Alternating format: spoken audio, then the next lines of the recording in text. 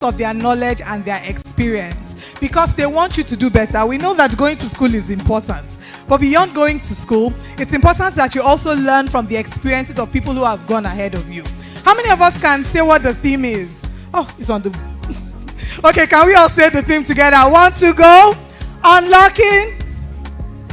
Okay, I think that should be our first giveaway for today. Everybody, please drop your phone. Who can tell us what the theme is? All right. Oh, it's already up there. Oh, okay, let's all say it together. 1, 2, go. Unlocking the secrets and strategies to personal and professional. And that is exactly what we're going to do today. We're going to be as real, as candid as possible with the stories that we're going to be sharing. I'll be taking questions from the audience. So if you have any questions at any point, please don't be shy, all right? Don't be shy to ask these questions. Once again, I want to say welcome. My name is Olive MOD. I'm a TV anchor with News Central Television. You can watch me every day on DSTV 422 from 7 a.m. to 9 a.m. And I'm very, very honored to be your compare. But I'm not, oh, thank you. Thank you for the applause. Thank you, I love it. Thank you so much. But I'm not going to be doing this alone. There's some very phenomenal people in the building with me. Ladies and gentlemen, Salem King is in the building. So when I finally call them to the stage, people are going to shout more than this. This is your shout. Is a shout that is just starting. Are you ready? So we also have somebody who's joining us online. I just need to double check with the media team that she's here as well. So can we please put our hands together? Is she here? She's not yet here. Okay, I'll wait until we can confirm that who's that fine girl? God too usually creates. Thank you so much for that shout. Alright, we also have in the building, a number of you followed her. You follow her, you love her work. Somebody's already clapping. You know who I'm talking about. She's a phenomenal actor by excellence. Host, ladies and gentlemen, the one, the only, Bisola Ayala. Is that how loud you can scream? I'm so excited to have Bisola here. She's such a bundle of energy and so full of light. And for the very first time, I mean, a number of us follow him on social media. I'm going to introduce him again. He tells a lot of stories. He's built community that helps people to leverage social media to be the best of themselves. The last time I saw him, he was a single man. But ladies and gentlemen, the latest married man in the building, the one and only Salem King. So, we're going to be doing the introduction in bits. So this is the first two. I'll bring the next two after we've welcomed one another. But I'm going to do something real quick. I know that this hall is not just full of students of Unilag University. We have entrepreneurs. We have business persons. I know some people from my social media who came to say hello to me earlier. Thank you so much. I love you. Thank you so much for coming. So I'm going to do something in the next 5 minutes, right? Just go around and say hello to someone. Bring out your phone, take pictures with them. In 5 minutes, I want you to meet 5 persons. So we're going to do that real quick because networking is part of what we're doing here. So in 5 minutes, I want you to meet 5 persons. 5 persons. And if you don't leave your seat, I will bring my mic to you and I'll ask you to tell me the 5 people that you've met. So we are networking. Everybody except our panelists. That colleague that is in the other departments that I've been wanting to talk to since 2022. Now is the opportunity to talk to them.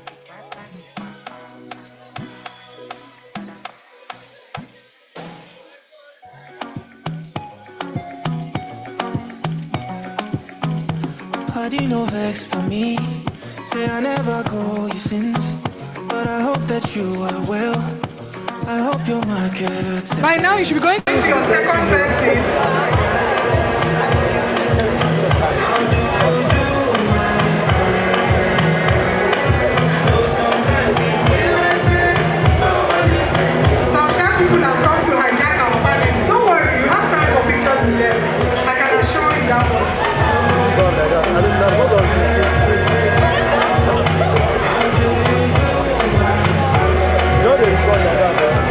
By now you should be going to person number 3. See, those people there,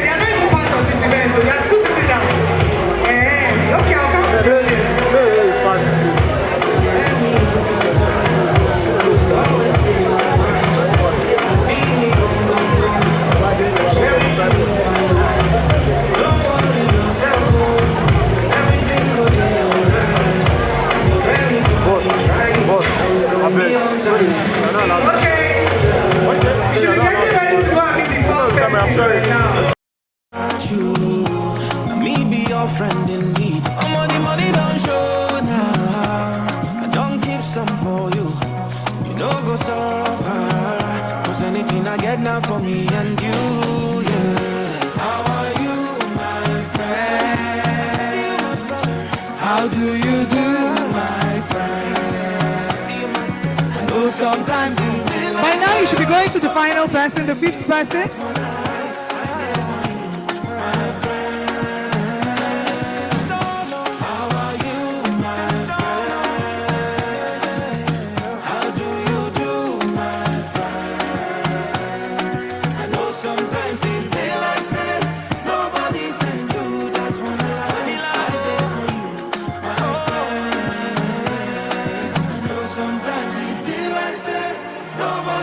Okay. Thank you so much. So I believe that we've met 5 people. I'm going to come into the audience. Who can comfortably tell me that they met 5 people here? In fact, I should see on the stage, we are encouraging people to be bold, confident, and take public speaking opportunities. So I need 2 people, one from this side and one from this side, to please come forward. Tell us the 5 people you met. Please come here, come here. A round of applause for them as they come to the stage. Part of what we're encouraging is being able to be bold and to take opportunities wherever you find them. So tell us your name. If you have any side hustle you are doing as a business person, sell your market. Your time starts now. Good morning. My name is Imam Sadiqat. So I am able to get more than 5 people. So I'm into venting where I create space for people that are dispersed. So in order to secure them from people when you're depressed, you feel like you're outside the world. So my little space I have is to make them feel all right and okay, comfortable. Irrespective of wherever you're going, you will be better in what you are doing. Come now. No. That is Ojoro. You sold your market. Tell us the name of the 5 people you met. I met Fatima. She's calling your name. Please wave your hands. Let's see. Fatima, where are you? No Fatima. Okay, that's Fatima. Okay. Then this, I don't know his name, but I remember this boy. There are a lot of people and named Sheyi, Fumi, and Adenike. Should we give her a pass? Okay, round of applause for her. You didn't tell us your name. My name is Imam Sadiqat. A round of applause for Sadiqat as she goes to her seat. Hello, gentlemen. I think I'm going. Oh, you've already held your mic. Sorry, my co-MC. I didn't realize. Thank you, Stanbic IBTC, for giving me co-MC. So tell us the 5 people you met first before you saw your market. Okay, I met Ibrahim. Ibrahim, where are you? Oh, nice. I met Bolanle. Okay. I met Olabode. I met Benga. I met David. And I met Frank. A round of applause for him. Thank you. So tell us your name and quickly what you do. Well, my name is Angel. Hi, Angel. I'm an alumni of University of Lagos. Greatest Cockeyes. And I'm a caterer and also a sex therapist. That's a very, very voluminous profile. Thank you so much for sharing. It's such a pleasure to have you. Very lovely profile. Okay, I said, okay, let's do it. Okay, from that place. Okay, very quickly in 1 minute. Show us the 5 people you met. So I met Glory, I met Sammy, I met Adeyemi, Okpeyemi, Mayowa, Temi, 6, Mistura, 7, and there is another it's Elizabeth. Okay, it's pride. Well done. Please, a round of applause for her. What's your name and what do you do? My name is Adeton Okuni. I do a lot of things, actually. You know, there's a proverb that said, one road does not lead to the market. So I am a student of University of Lagos. Okay. I am a makeup artist also. I am a model. I crochet. I make beads. I dance. And I do a little bit of spoken words. This is what we call Bobo Nishe. A round of applause for her. Thank you so much. It's so lovely to meet you. All right, a round of applause for yourselves. And on behalf of Stanbic IBTC, I'd like to please say welcome to you. And please help us tell the person sitting beside you a very big welcome. Thank you very much.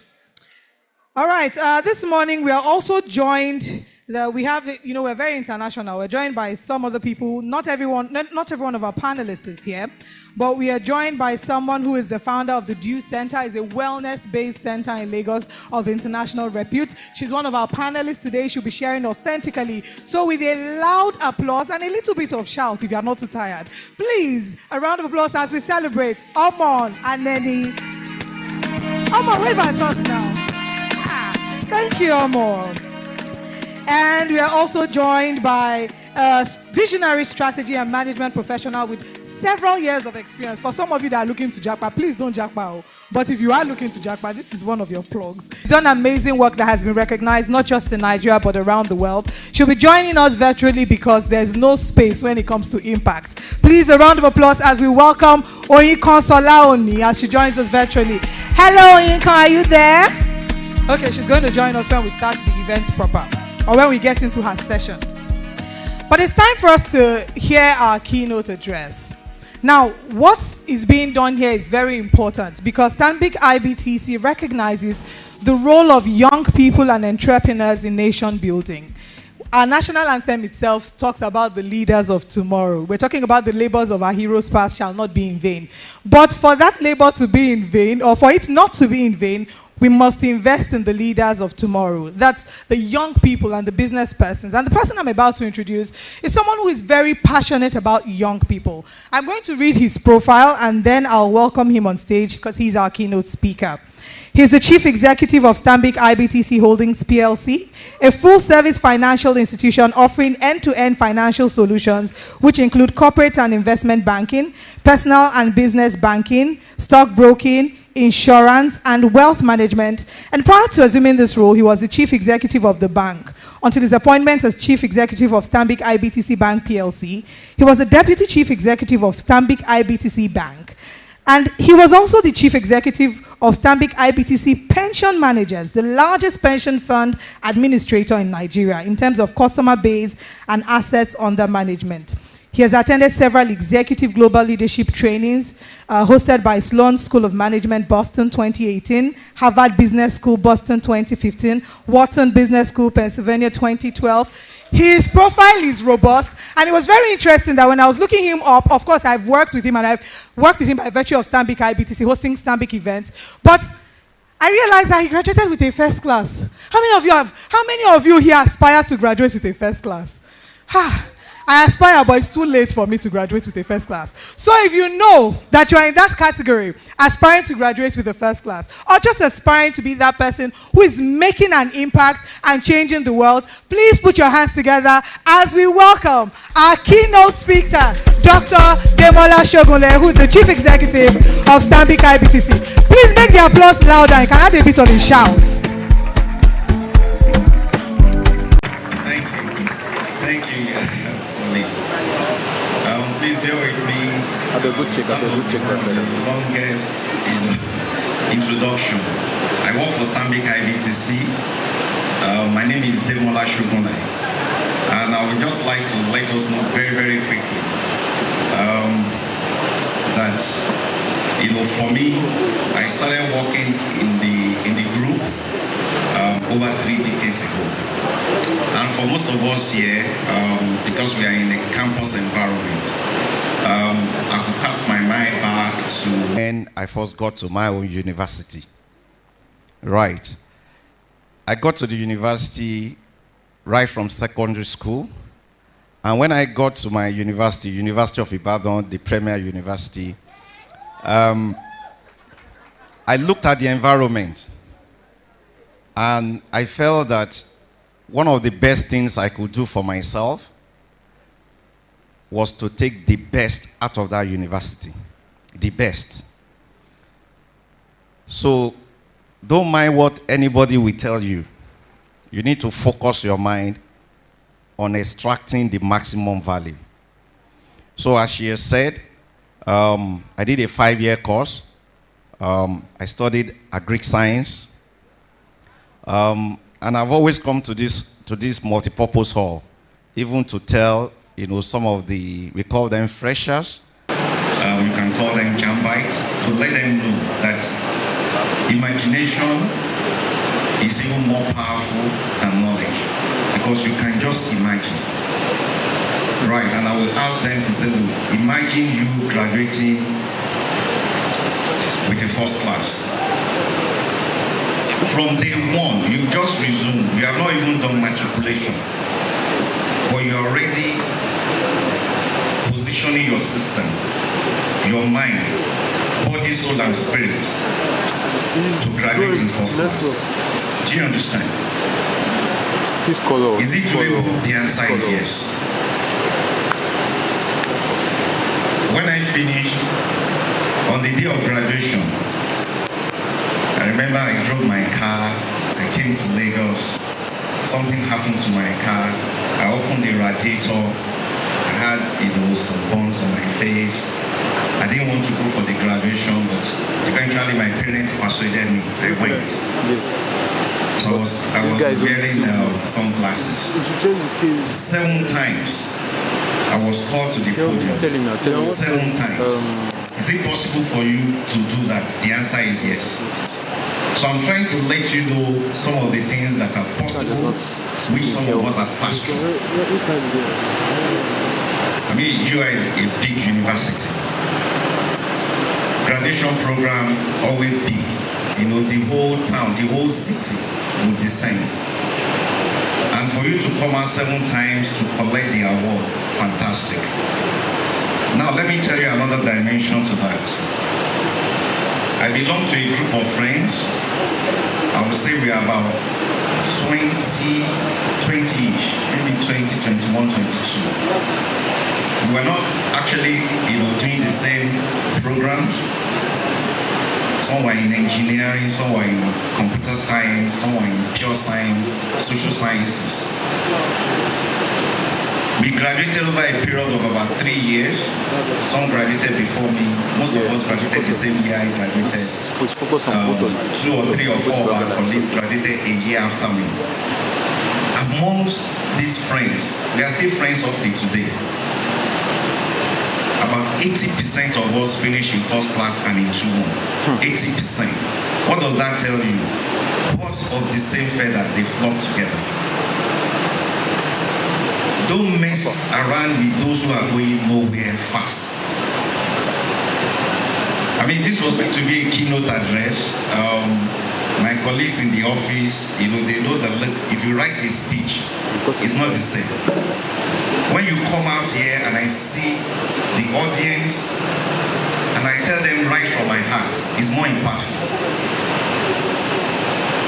Don't flock around with somebody who's not going anywhere fast. Don't forget, we are talking about secrets and strategies for personal and what? Professional success. Okay?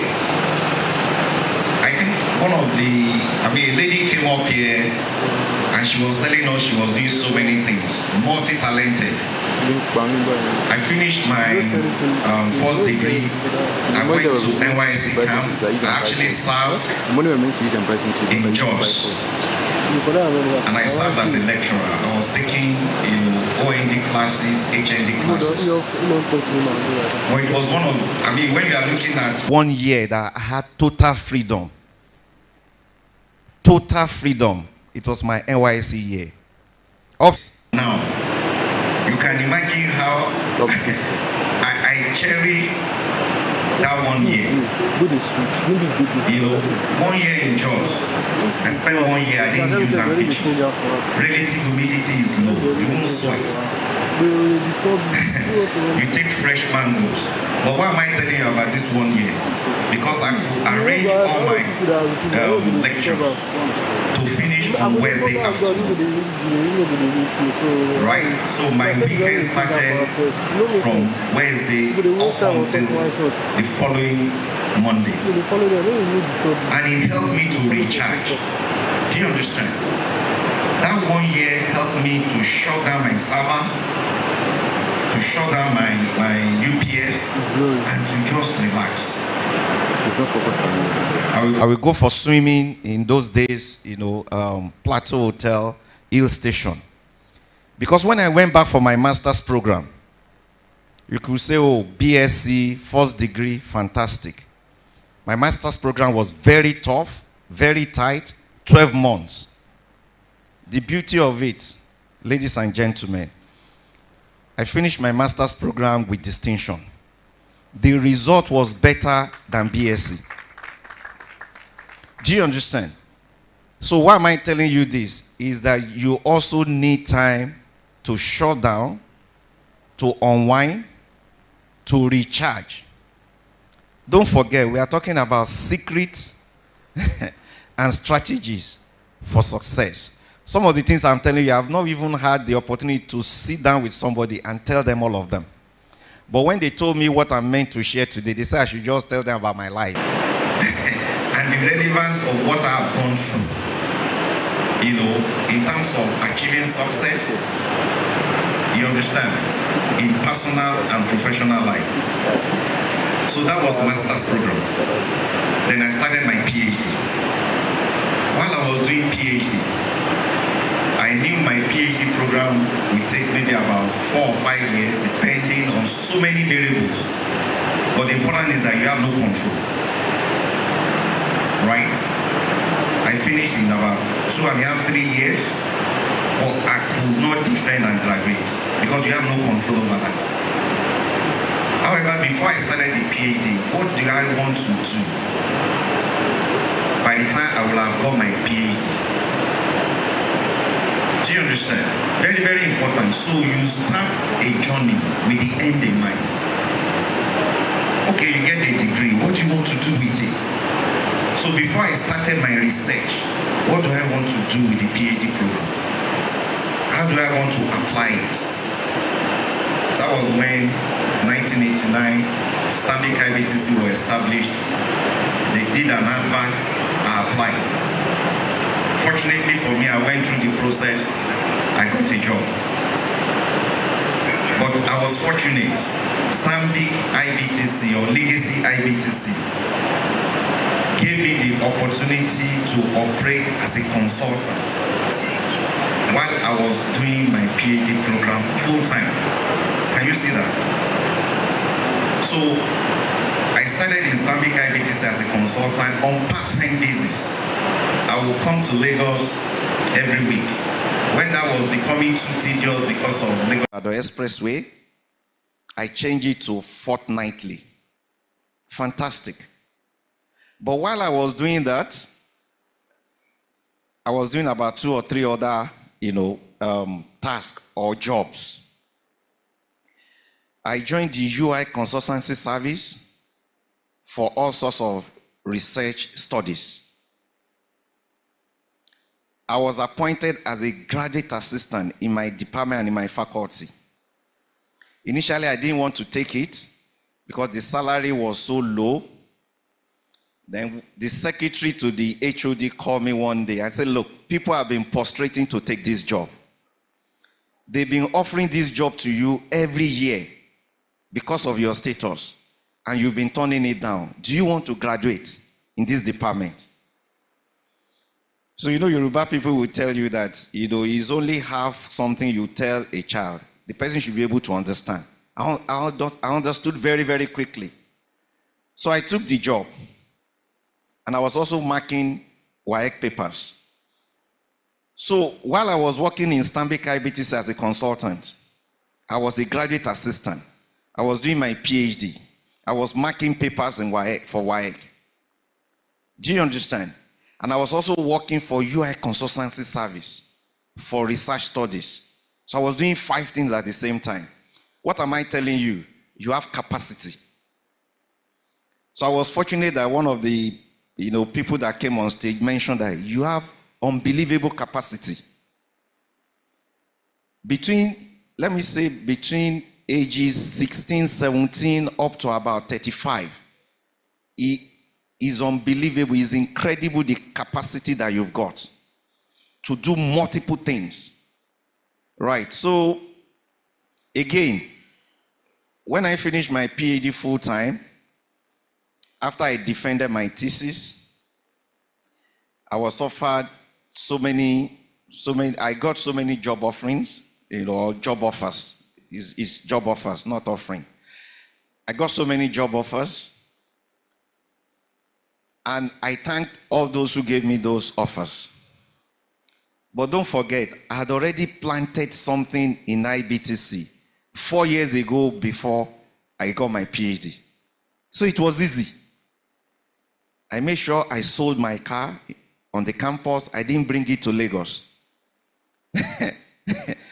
Packed my whatever, got to Lagos and started working.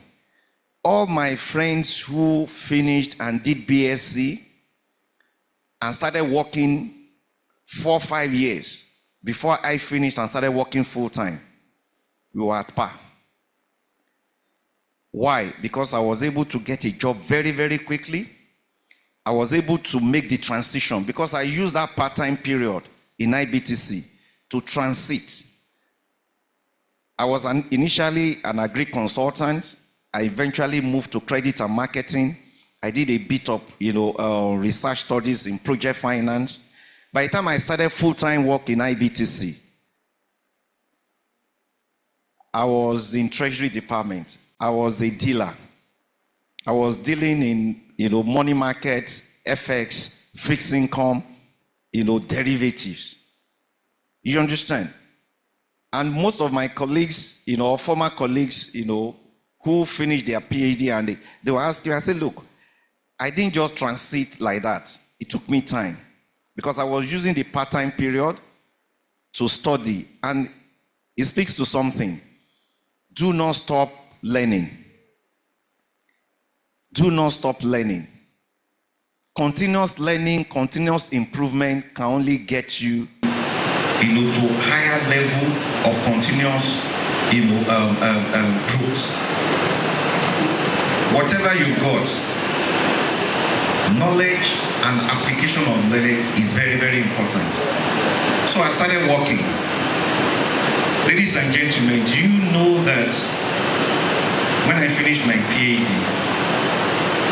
I told somebody that it was the knowledge that I got from that PhD, from that research studies, that gave me a very solid foundation for so many things I had to achieve. And I started banking at the base, and I rose.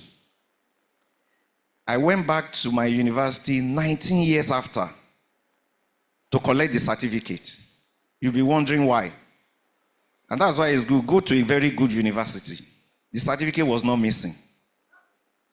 It wasn't missing. It was a simple process. Get clearance from Central Library. Get clearance from your departmental library that you are not holding the university any of the books you borrowed. Go to records. They brought it out like this, 19 years after. But why am I telling you this? Is to let you know that the certificate is not the issue. It's the knowledge and the application. I remember after my PhD, I did MBA. It was when my wife went back to that university for her own MBA that she collected the certificate for me. You'll be wondering, do you just go to school and you don't collect certificates? The important thing is that it's not the paper. It's the knowledge that you've been able to extract. And the value you've been able to extract. Those things are very key. So what am I saying? When you meet people, you learn from everybody. Right? In Stanbic IBTC, when I got there, the same way I did when I got to, as a jambite, so to speak. I look at the bank, I look at Mr. Peter's side, the coordinating minister of the economy now, Mr. Lawale Edun. Those are our two bosses. I looked at Mrs. Shola David Bora. They are like, real mentors. They were all in Legacy IBTC. And I said, look, one day I would also like to be the MD, the chief executive. You can wish that in your mind. Do you understand? That is part and parcel of imagination and the power of imagination. You have to work it. The diligence, the commitment, everything. You have to work it. Constant learning. Values, characters. They are very, very important. You have to work all those things to be able to do that. So I think today is Wednesday. 2 days ago, Monday, I was asked to come and address, we call them graduate trainees. We brought in about 40 of them. They've gone through very serious, iteration process. And I was asked to come and address them. And I was telling them that given what the kind of solid foundation we will plan to give them, they have no reason to fail. Because they were meant to be better than us. 20, 30 years from now, whatever we have achieved with the group should be so small compared to what they will achieve. Why? Because they are getting a better foundation. When I joined, I didn't have the benefit of, having, real key professionals taking you through 6 months, 3 or 6 months of what we call Blue Academy. And I told them that, look, even though this program is about 3 to 6 months, under 2 weeks, fresh from your master's program, fresh from abroad, your friends will know that you are different because your language will change. Your sense of reasoning will change. We have the capacity, I was telling them we have the capacity within that 3 to 6 months to format them for excellence. There is what in computer they call the RAM and the ROM. Read-only memory and the random access memory. We can format those things in such a way that when your friends see you, under 2-3 weeks, they will know that you are different. The way you think, the way you reason, and your knowledge base is so wide. Right? And one of the things we are doing here is to make sure that every participant here, whether physical or online, you can take a cue from let's say, the personal experiential background of some of us to know that, look, you can achieve so much. And you can achieve your dreams, you can achieve your vision if you follow some of these codes. It's not rocket science. If you follow some of those codes, it's not rocket science. Right? And the way I would like to hang, this keynote address is that if you look at my own trajectory in the group, in the banking industry, I will tell you I was fortunate. I didn't start banking from the top. I started from the base. There was a time I was an officer. Right? Then I was promoted, I became assistant manager. In Legacy IBTC, the moment you are a deputy manager, you get an official car. Please don't be jealous. The country will soon get back to that level. You get an official car if you're a DM. In those days, when I was promoted as a DM, as a deputy manager, I got a Jetta. One thing I know about the car, the air conditioner can freeze you. It's incredible. Right? So I'm telling you all this to let you know that, look,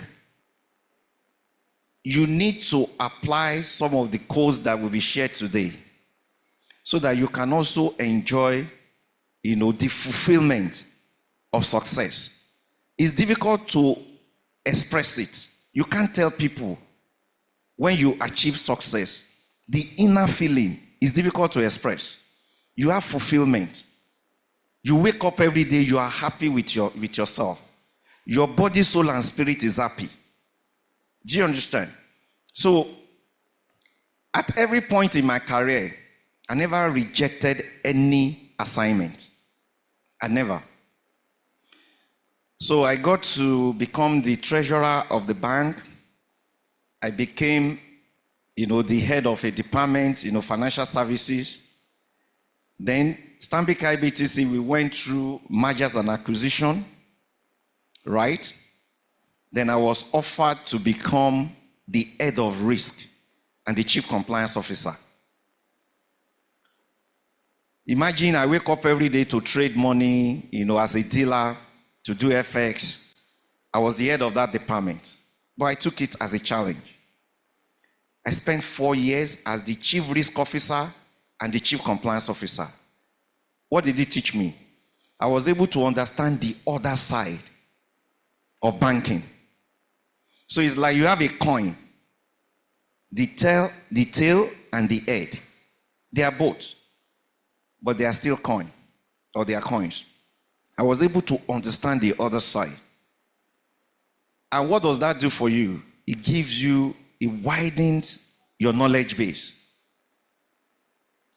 Then I was asked to, I was given a slot to become the chief executive of our pension business. Again, I took it. Right? While I was the chief compliance officer and the head of risk, after 4 years, I knew the job was done. So I told my boss, this job is done. Ladies and gentlemen, if we are on a task and what you are doing, you are becoming comfortable, you are no longer adding value or you are no longer extracting value. The moment I was comfortable with the post of the head of risk, chief risk officer, fantastic title, chief compliance officer, after 4 years, I said, the job here is done. So I cannot afford to come to the office. I will leave my brain box at home. It's dangerous. Do you understand? So I met my immediate boss, explained to her, a slot open, I became the chief executive of our pension business. In 2011, again, from day one, you have to raise those who will take over from you. And they must be better. That's one of the secrets of growing. You have to raise people who will make you redundant. Do you understand? When I resumed there, I had 2 people, executive directors. For a period of 4 years, it was only once or twice that I attended a major meeting with customers with any of the 2. Because they are like my opposite. They have the same capacity. I had to bring them up to have the same capacity. So again, 3.5 to 4 years down the line, by 2015, the job I was meant to do there was done. And your boss will ask you, so if you leave here, who is going to replace you? I say, this guy is better. The guy must be better.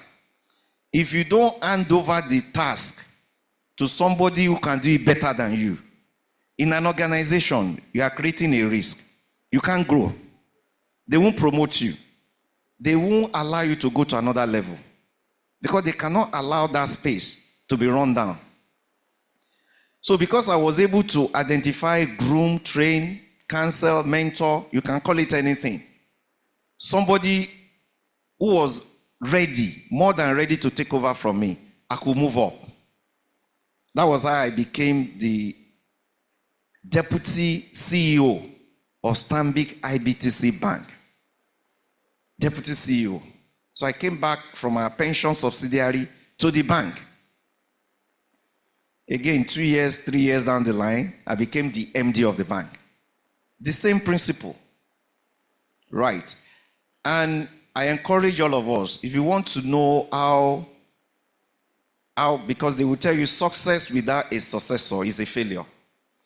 If you want to know how succession planning has been successful, let's say in Stanbic IBTC, I encourage you to watch Olympics final 4x100 meters relay, 2008, 2012, 2016. Go and check the Jamaican team, anchored by Usain Bolt. When they exchange baton, they accelerate. Did you hear that? When they change from first leg to second leg, they accelerate. Second leg to third leg, they accelerate. By the time they hand over the baton to the last leg, they will break records. So they broke world records.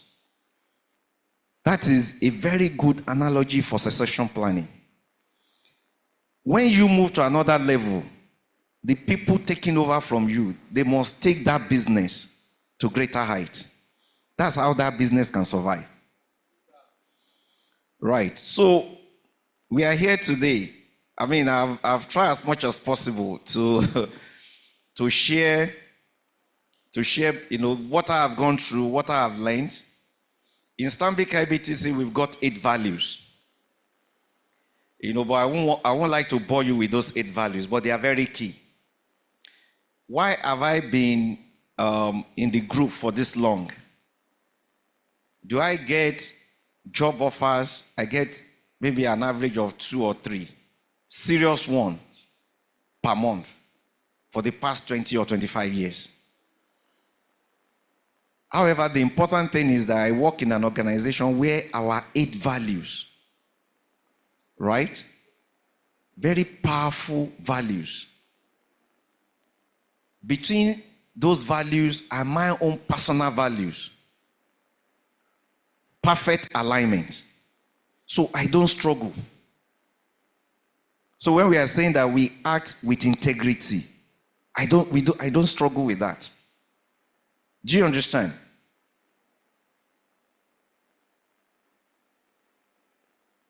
Do you know that if Nigerians don't trust you, they won't give you 1 naira of their money to keep for you if they don't trust you? When we look at our values in the organization, and I'm encouraging all of us to subscribe to very strong values, is one of the reasons why Nigerians have trusted us so much. That in the pension business, one of our subsidiaries, we've got almost 40% market share. I can't tell you the trillion that we manage because we don't want anybody to be kidnapped. But it's massive. Right. Another dimension to look at it is, in that business, that pension business,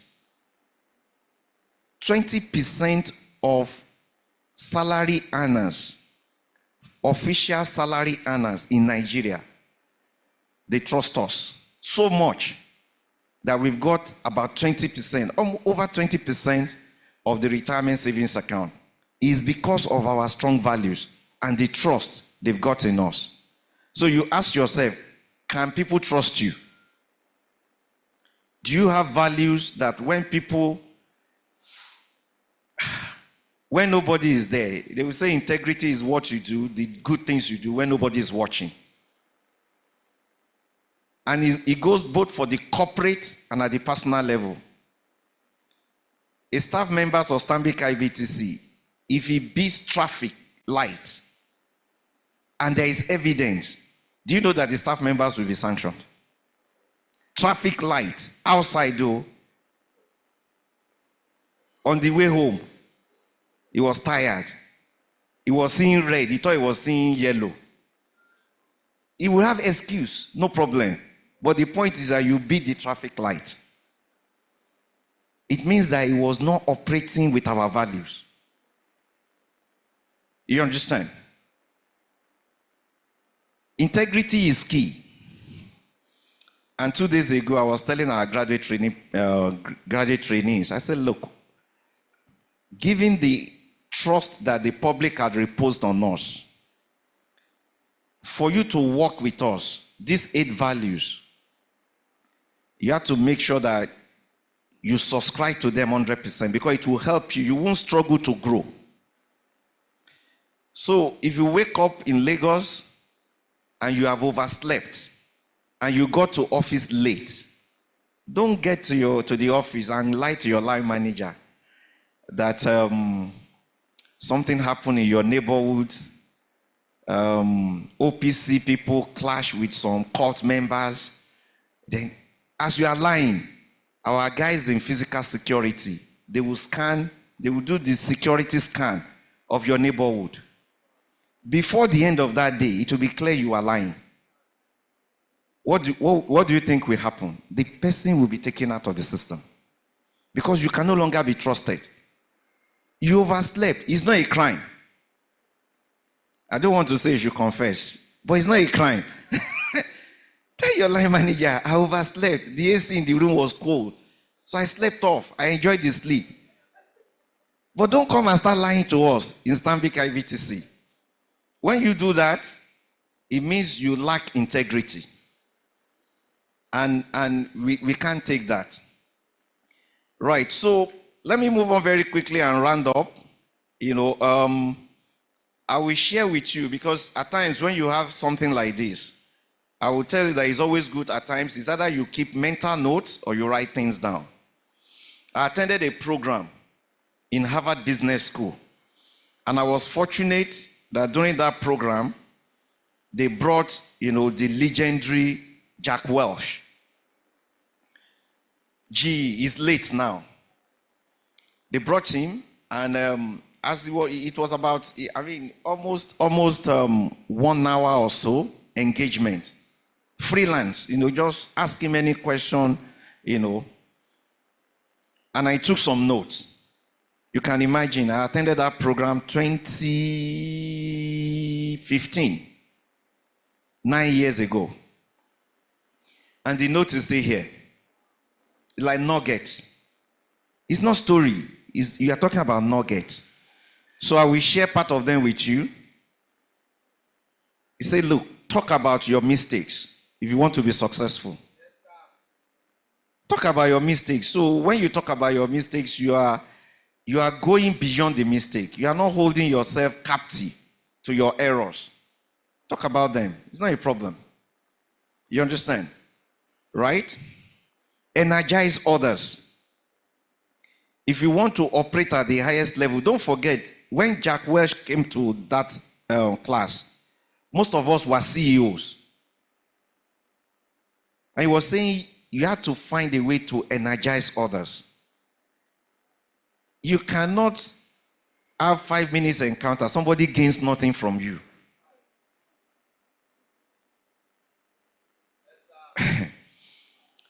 Search for a better idea every day. Even as we are here, there are things you've seen that will give you some inspirations. Better way of doing it. Do you understand? Search for a better idea every day. And it says that you cannot make change, fundamental change, with rational behavior. I read it somewhere that, I think it was Nelson Mandela that said so. It says that you cannot achieve the impossible, right? If you continue to think in a normal way. You have to change the way you think. And another bullet point, nugget, don't get comfortable. You can see, I was appointed, I thought, risk, very tough, very difficult, market risk, all those things, credit risk. After 3 or 3.5 years, when I was getting confident, I said, this is the time to move. Let's move on. Job here, done. How long is a first degree program? Do you understand? How long? Some 4 years, some 5 years. So if you spend 4 years, 5 years on a task as the head of a unit, you have to move on. What else are you learning? If it's a degree program, you will come for graduation. But the moment you get comfortable, somebody is just paying your salary, but you are enjoying it. You don't know that you are undermining yourself. Okay? And you need to make the right trade-off. Dream and squeeze. Trade-off means that, look, there are things you have to find a way. I will tell you 2 or 3 times I had to make fundamental trade-offs. When I was doing my PhD program, at every opportunity in the bank to employ a new staff on the basis of clear vacancy, I was offered. But I will respond to say, look, this PhD program, let me just finish it.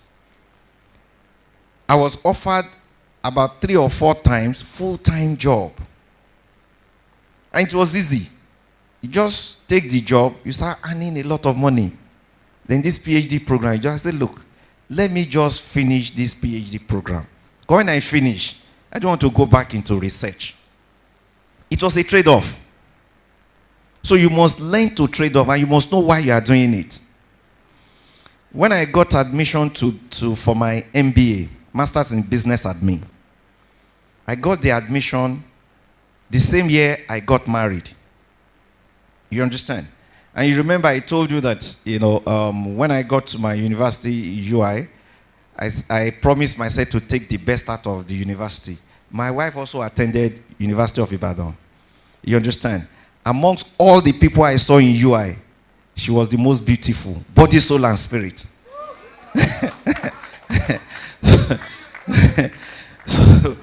So I've just got married.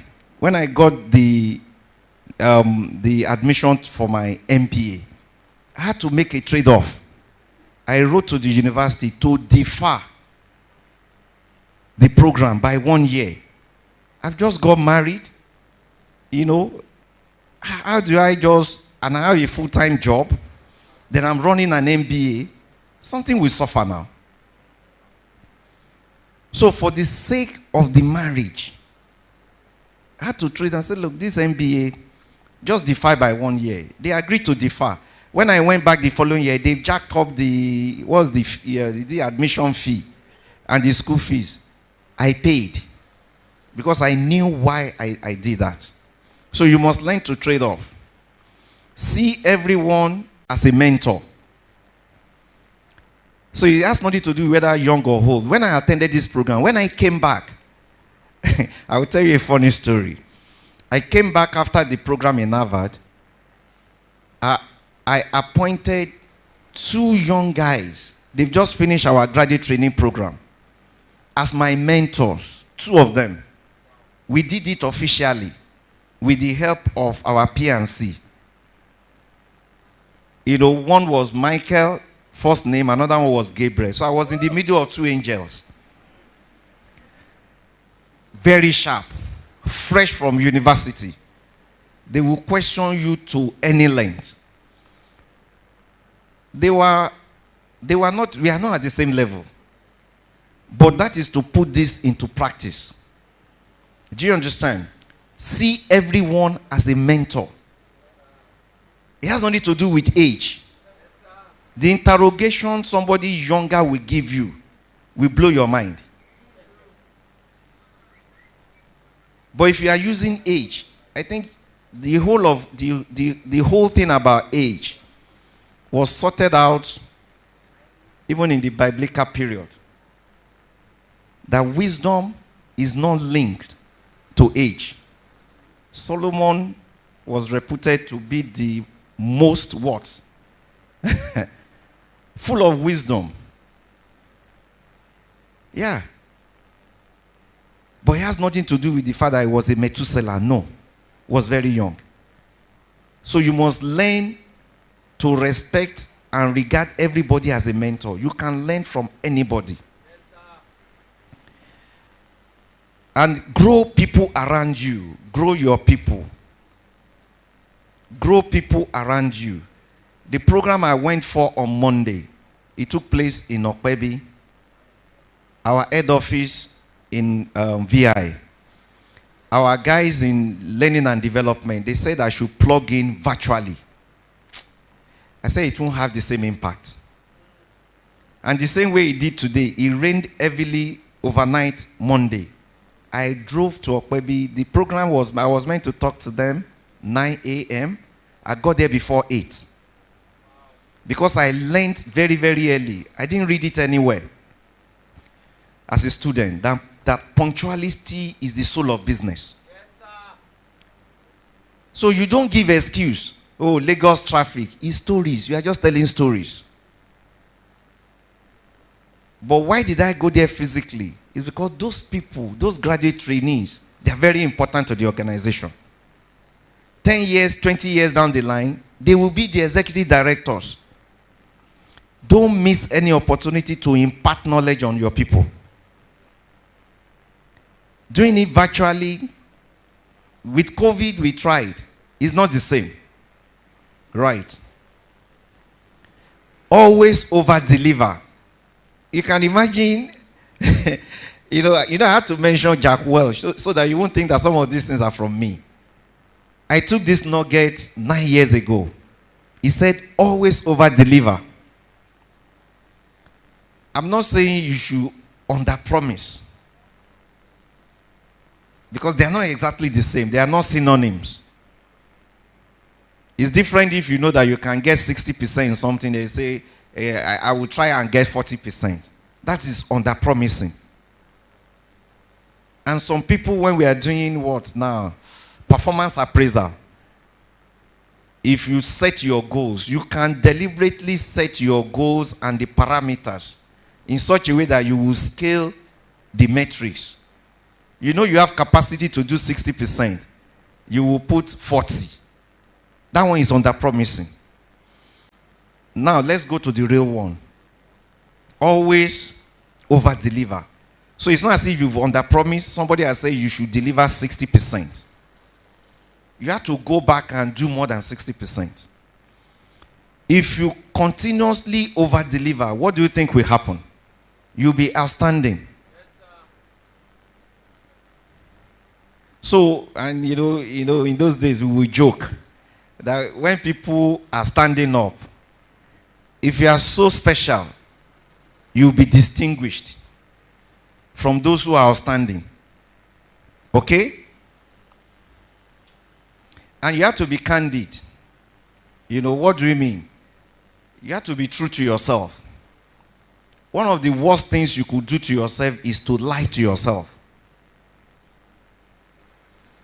Be candid and be true to yourself.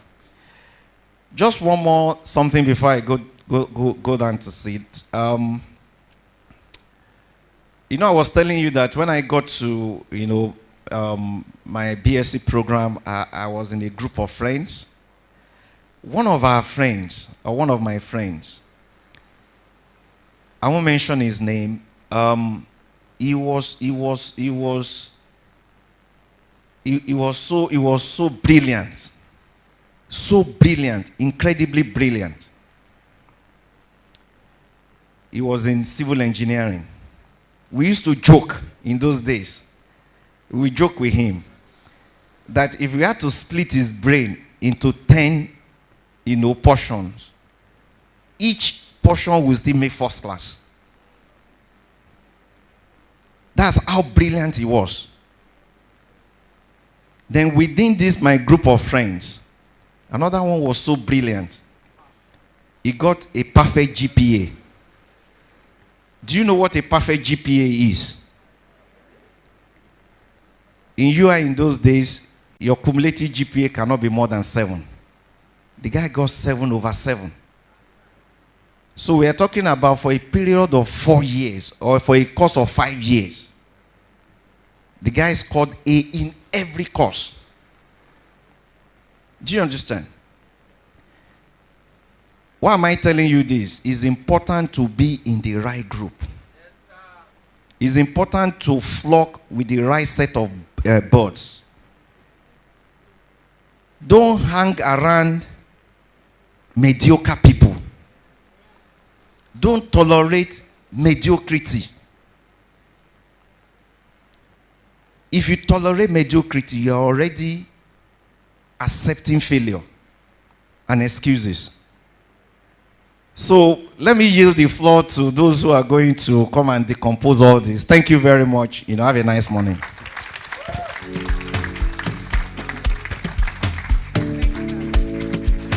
If you think that was a very wonderful session, I'd like to please ask for a standing ovation. Let's thank Doc. Can we please put our hands together once again for Dr. Demola Shogunle, the Chief Executive of Stanbic IBTC Holdings. Thank you very much, sir.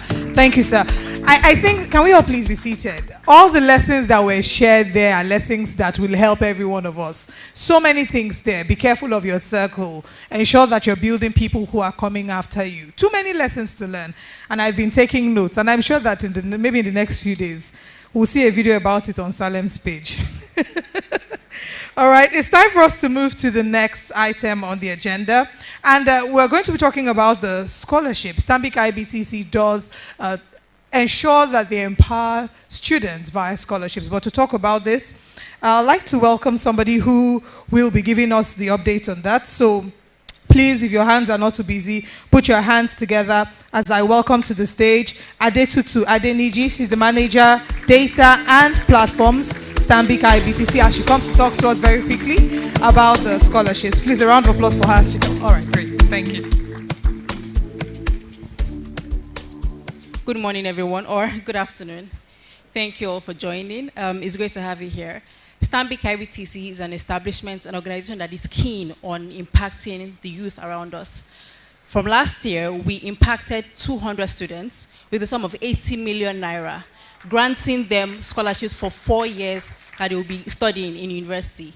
So just tell your friends and family, the Stanbic IBTC University Scholarship will be open soon. They can apply, and hopefully they will get the scholarship. We are looking to reward everybody, so please, across Nigeria, it doesn't matter. Nigerian federal and state university students, you are all eligible as long as you have a 250 in your UTME and you have 5 credits in your O-level results. Just apply. Stanbic IBTC will empower you. Thank you. Thank you very much. Now, it's important that, that's a very, very laudable achievement that Stanbic IBTC is doing. But for you to be a part of it, you need to know. And how do you know? By following Stanbic IBTC. So may I please ask that we all bring out our mobile phones and search for Stanbic IBTC on Instagram, because that's where we put the information. That's where you get to know when the scholarship is open. Please follow us. And if you follow us, we'll make you fishers of men. That's a word. Thank you. So it's time for us to have our first panel session, and I'll be taking a few questions, so please pay attention. So many gems have been dropped, much more gems will be dropped, and our conversation will be talking about hacking the growth code in your chosen career. We have a virtual guest and a physical guest who will be joining us. So please, let's celebrate our virtual guest, Oyinkansola Oni. She's a visionary strategy and management professional with over 7 years experience helping Africans land decent jobs through Join Hayes initiative. And she's also the founder of Beauty Line Makeup. She's into many things, a wearer of many hats. She's joining us virtually. Hello, Oyinkansola, how are you? A round of applause for her. She'll be joining us virtually. She's actually already in the room and has been waiting for us. And also joining us to have the conversation is none other than actor, TV producer, singer, songwriter, MC, compare, skincare entrepreneur. Ladies and gentlemen, she was listed by Film One as one of the top 10 Nollywood producers of 2023. A round of applause as we welcome Bisola Ayola as she joins me on stage.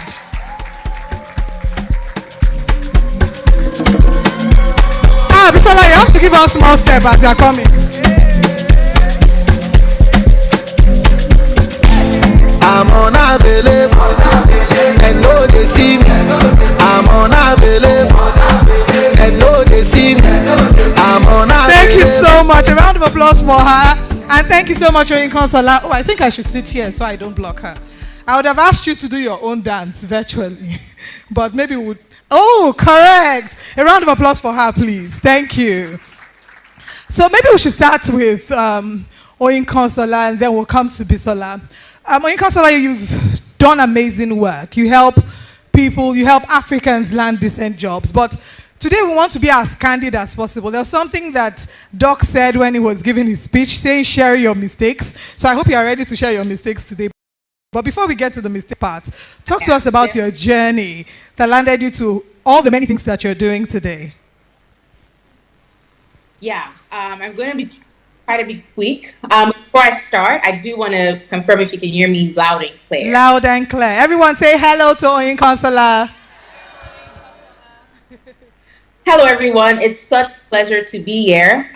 Just side note, I'm like 8 hours behind Nigerian time right now, but I'm been here and I'm super, super excited to be here. So thanks to the organizers, thanks to Stambik, and thanks to you, the audience, for actually making it down here as well. My name is Oinpo, and just if I was to summarize my journey in 2 minutes, I would say, first of all, let me move first to the most relevant information. So 8 years ago, I probably was sitting in a room like you are right now at the University of Ilorin when I graduated. So I graduated in 2016, and I finished with a degree in microbiology.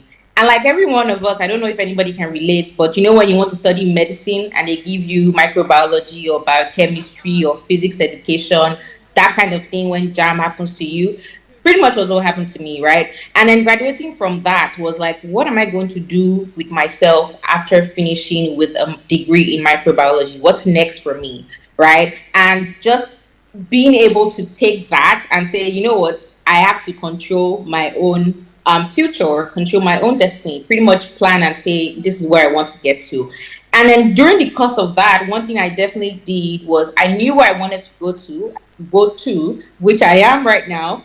And while I was on that journey of personal development and career development, I started to create a community and was sharing my knowledge as I moved on. And this was something very profound. Started a community, was sharing all this career development tips and also getting people to join and things like that. And right now, I'm in my dream job, working in one of the top global software companies in the world and doing what I really want to do. So it's really just that journey from being that confused undergraduate to now not just being fulfilled in my career, but being able to actually also inspire others along the way, and also doing things that I love, like beauty and all that stuff in between. So yeah, that's a summary, and I'm so excited to hear more and then see how that can inspire somebody today. Thank you so much for sharing your journey, Oyinkan. Now let's come to Bisola. Bisola, we've been following your journey, but there's so much that you do. Typically, we would always hear people say, oh, this person niched down, this is what you're known for. But you've defied that. You're known for too many things, and you do each of them excellently. You're an excellent actor, an excellent singer, an excellent producer, and now you've gone into skincare. How, did all these different hats that you wear, how did you navigate going through all these different hats, and how do you currently do it? Hello, Unilag. Great Akokites.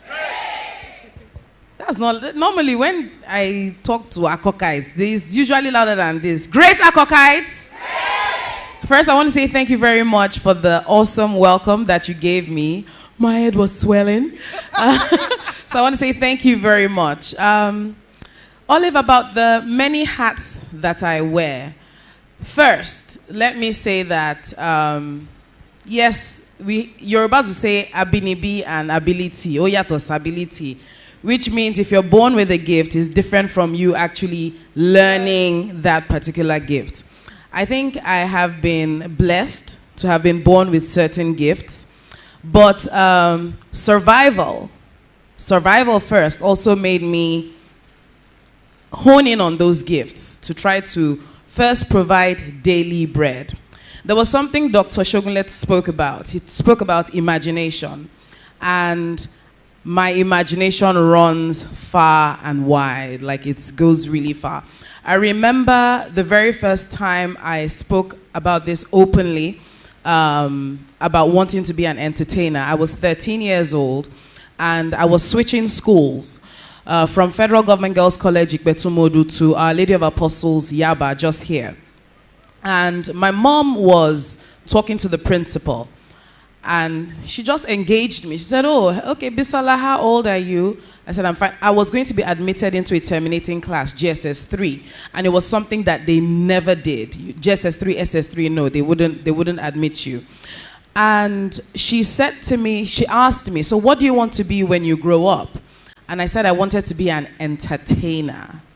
I was very, very clear on that, entertainer. And from behind, my mom gave me one heavy knock.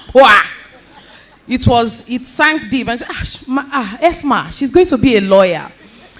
And in my mind, I was looking at her like, what is this woman saying? But I had always known that I wanted to be an entertainer because from a very little age, my cousins and I, we would we would have competitions. Then we used to rent videotapes from video clubs, and we would rent this tape, and then everyone starts playing, picks a character. And I knew I could mimic voices, I knew I could sing, and I said, okay, this is what I wanted to do. Fast forward to so many years, struggling to break into the entertainment industry, trying to be a singer at first. That was what I wanted to be. I wanted to be a singer. Attending all sorts of auditions, finally made it into Project Fame, and that was where I met Mommy J, Auntie Joke Silva. From certain tasks that were given to us in the house was when I knew I could act. You know, that was when I knew, okay, Bisola, you can do this acting thing. And she also encouraged me. And I landed my first role as an actor from one of the DPs, the camera guys, on that show. So I had always known that I had these talents. And survival, because let me also put it out there, this is sort of like would I call it full circle? It's a surreal moment for me. Every time I come to speak in Unilag, it's like a surreal moment for me because I tried for so many years to get into University of Lagos.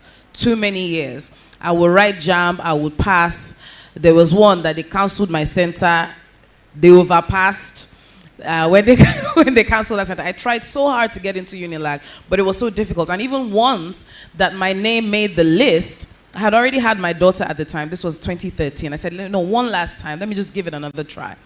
I made it. I did post UME. I passed as well, but I did not have the funds to be able to attend. Had I known that Stanbic IBTC was giving scholarship, then had it been I knew, probably it would have worked. But here I am. This is not the first time I'm coming to speak in University of Lagos. It's just like, oh my goodness. This was once a dream, and here I am on stage talking to great guys. Such a full circle moment. Full circle moment. So I had always known I had the talents, and then there was the imagination, and I promise you, fact, many of the rooms I have entered, many of the people that I've gotten to speak to, many of the people that I've just interacted with, it first started here.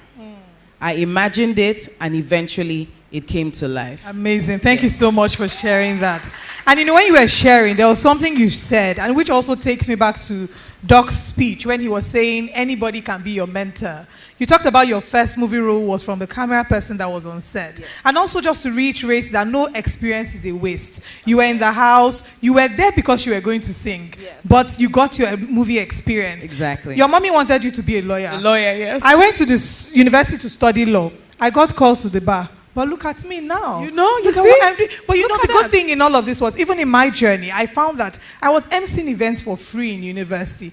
I'll just tell them, they would ask me, Olive, come and MC. I never imagined I could make money from it. I'll just tell SUG president, buy me lunch. Hunger was powering my passion. But I didn't realize that it was going to be a part of my future. And just to encourage everyone sitting here, to let you know that your journey, all the things you're learning, even the things that you think are not so important, they're a very, very important part of your future. And one day, everything will come together. Let's talk about the mistakes. Okay, one mistake that I made and I had learned from, I was very entitled. I was very entitled. I felt that because I had the talent, I didn't need to put in the work.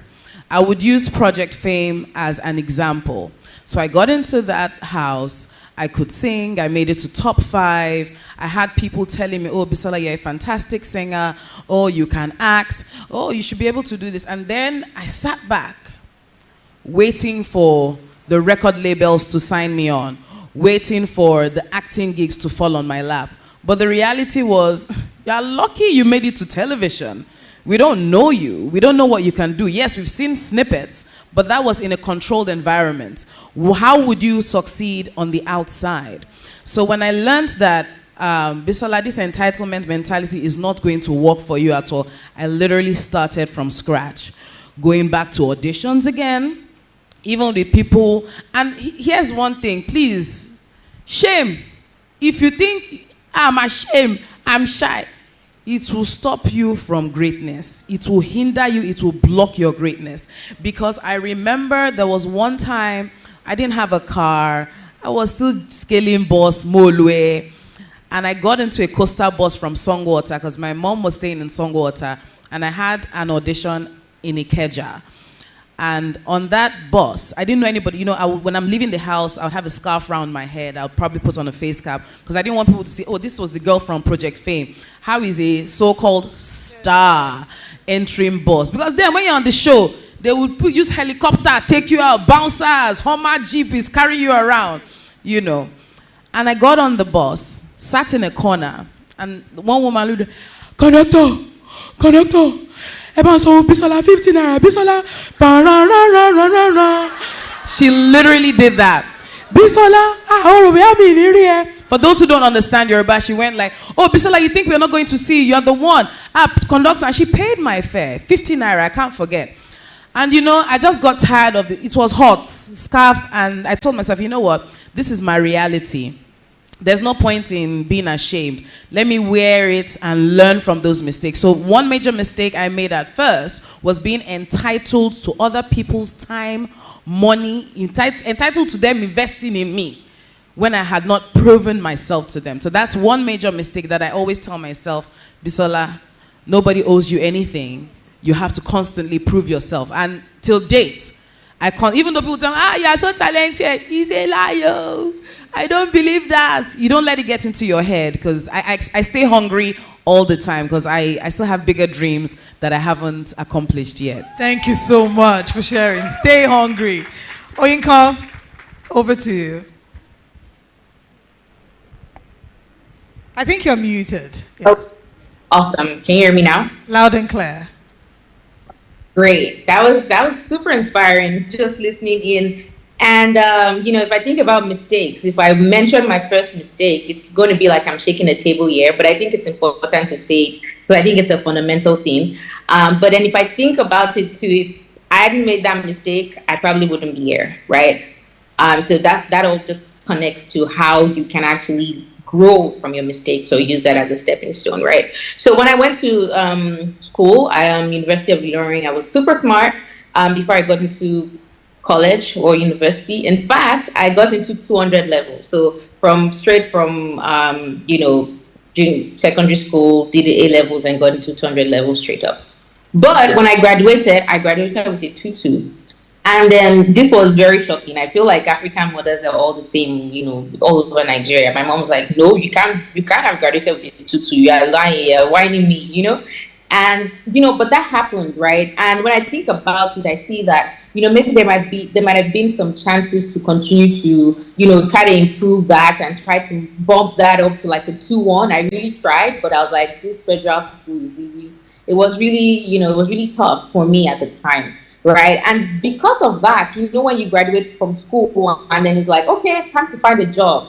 Right, time to find a job, and then you might think that, oh, there's one uncle somewhere or there's one auntie somewhere that will just land you a job. And you know, most questions they will ask is, oh, what did you finish with? 2.5? No, the minimum requirement is 2.1. I got that a lot. In fact, I heard that a lot. That I said to myself, I'm not looking for a job again. I'm just going to go and start a business. Right? I just said to myself, you know what? I cannot do. I was like, how can I deal with all these rejections? Right? I'd been like an A student right from school. You know, so that was definitely one pivotal moment in my entire life. And then at the point when I said, okay, let me start the business now. Okay, start the business. Where's the money to be? And I think this is a struggle that most young people face, especially if you're from, you know, you don't have any uncle somewhere, you don't have one trust fund. It's like, you want to start a business, where's the capital to start a business? You want to get a job, but it's very tough. You're getting rejections here and there. And that's pretty much what started me actually starting a community to say, okay, if you're out there, you're a Nigerian graduate, let's all grow together, let's all learn together, that thing they didn't teach us in school, because I think one of the fundamental things that happens a lot in tertiary institutions in Nigeria or even some places in Africa is that knowledge and employability gap. So you finish from plant biology or microbiology or history, and at the end of the day, you know, you are then left to learn from scratch when you graduate how you get a job. So that mistake is pretty much what was that pillar to say, you know what, there can be a better outcome even with this, But I'm using this to inspire people not to finish with a 2-2. Please, definitely. I think academic success is very, very important. So definitely try and see how to make the best of when you're in school. But I think at the end of the day, too, you also want to make sure you're employable. And I'm hoping that we can also touch more on that. But in terms of mistakes, I think that's something to learn from. Just make sure that wherever you are, you want to maximize that. You want to maximize every opportunity that you get. And I think this also connects to something Dr. said. You want to maximize that if you're in school, be the best you can be everywhere, both academically and even like in your groups, your social groups and things like that. So yeah, that would be one top of mind for me. Thank you very much. Please, a round of applause for you, Consular. So we want to take more questions, but at this time, I think we'll just take from the audience. The first person to shoot their hands up, we'll take that one question. You, great. You see, it's good to come early and sit in the front. So please come forward, take your question. What's your name? Thank you. Very quickly as possible, your name and your question.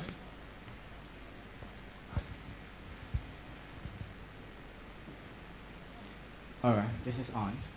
Hi, everyone. Oh my goodness. Good afternoon. My name is Tosin.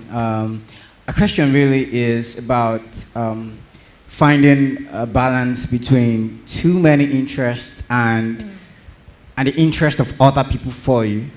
So you have family members, you have your parents, you have your friends, and you have yourself, and they see some things you don't see.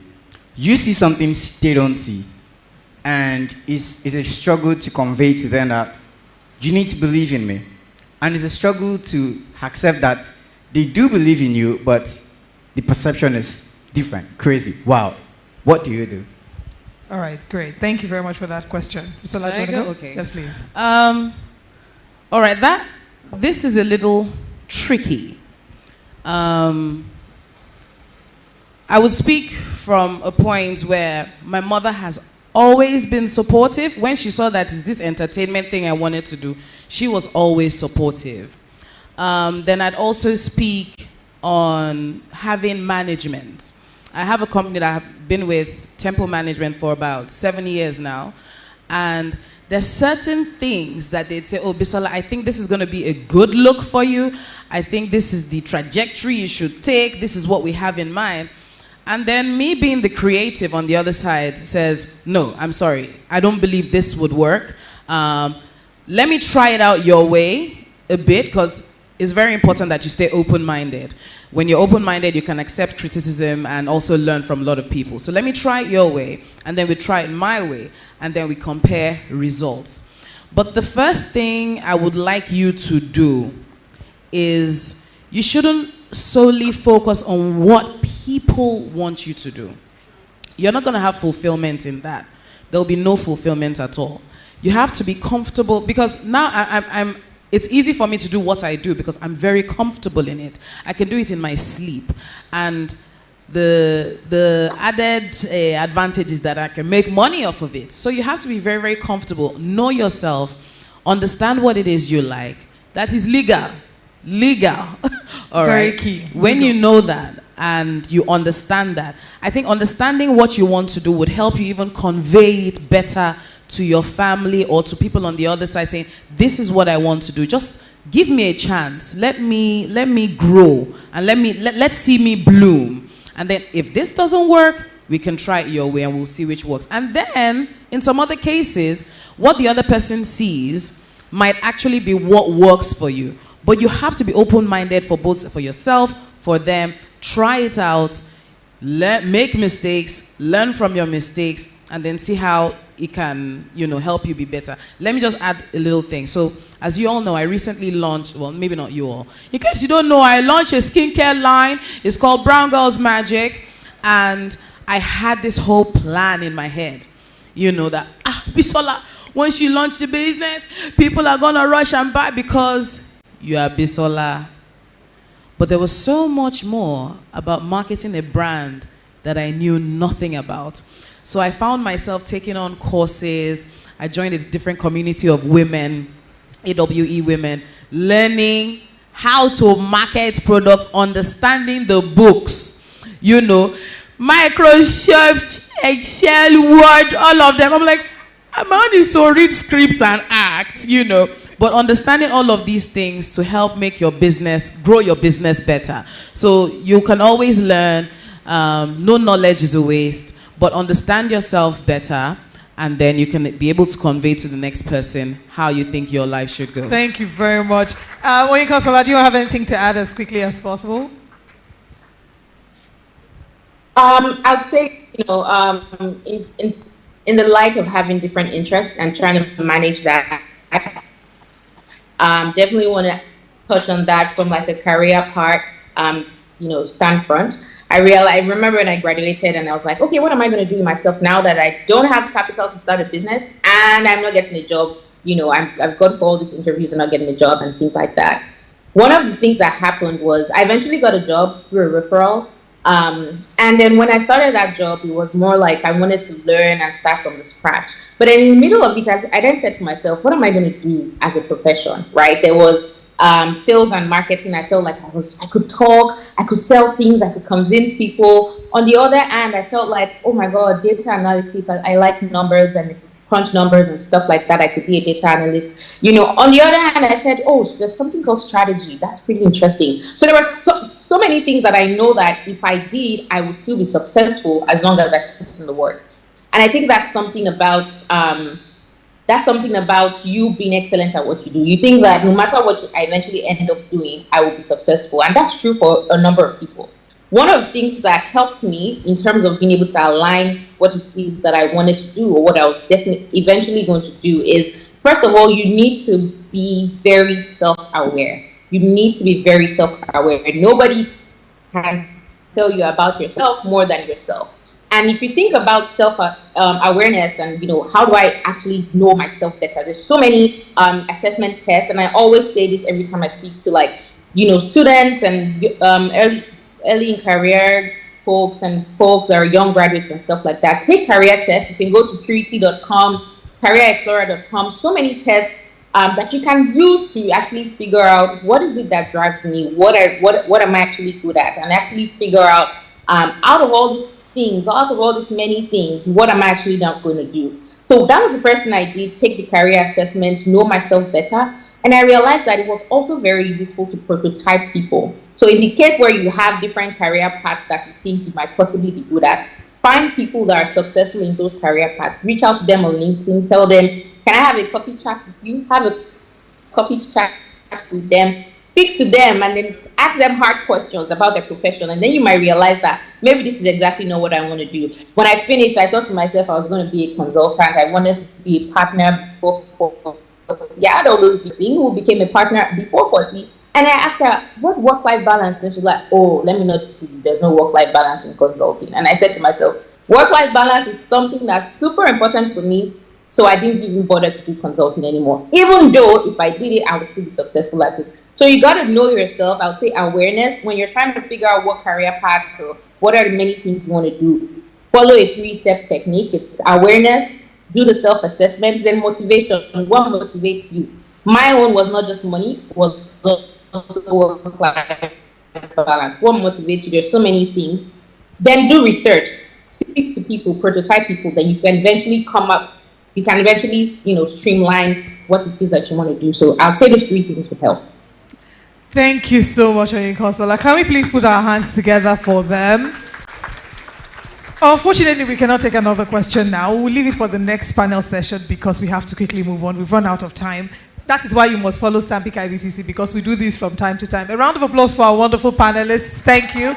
I'd like to welcome the panelists from the second panel session to please join us. Let's have Salem King. We want to have a group picture. I would like to also welcome our chief executive to join us. Omo, please join us as well for a group picture. DJ, you can give us Sabi Girl Ira Star, because these people are Sabi people that are here. Thank you.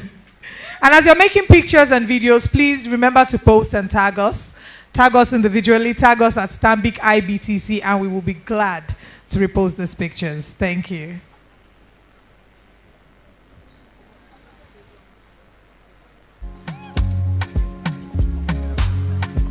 Now which kind of life where I never see?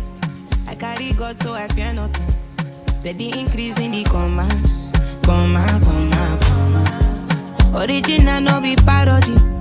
You know fit clear for your memory. Whether now winter or summer, I did Barbados Savannah, living life, see my fire burning bright within the inside me. Small leeway, they mighty, they never know I color. To remove fight, check and balance everything inside my mind daily. Trust me, you can't fool me.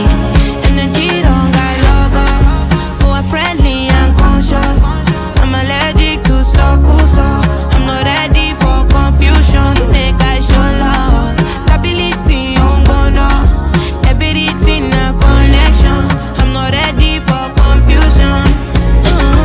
Things happen inside life, try that to make I live my life. Dreams come true, if not. Please. Thank you. Yes. Fire they go, you need to put your body and soul. Leave your worries alone. I don't Savannah, living life, see my fire burning bright within the inside me. Please don't turn off your camera. We want to try and capture you in the picture. So give us a smile.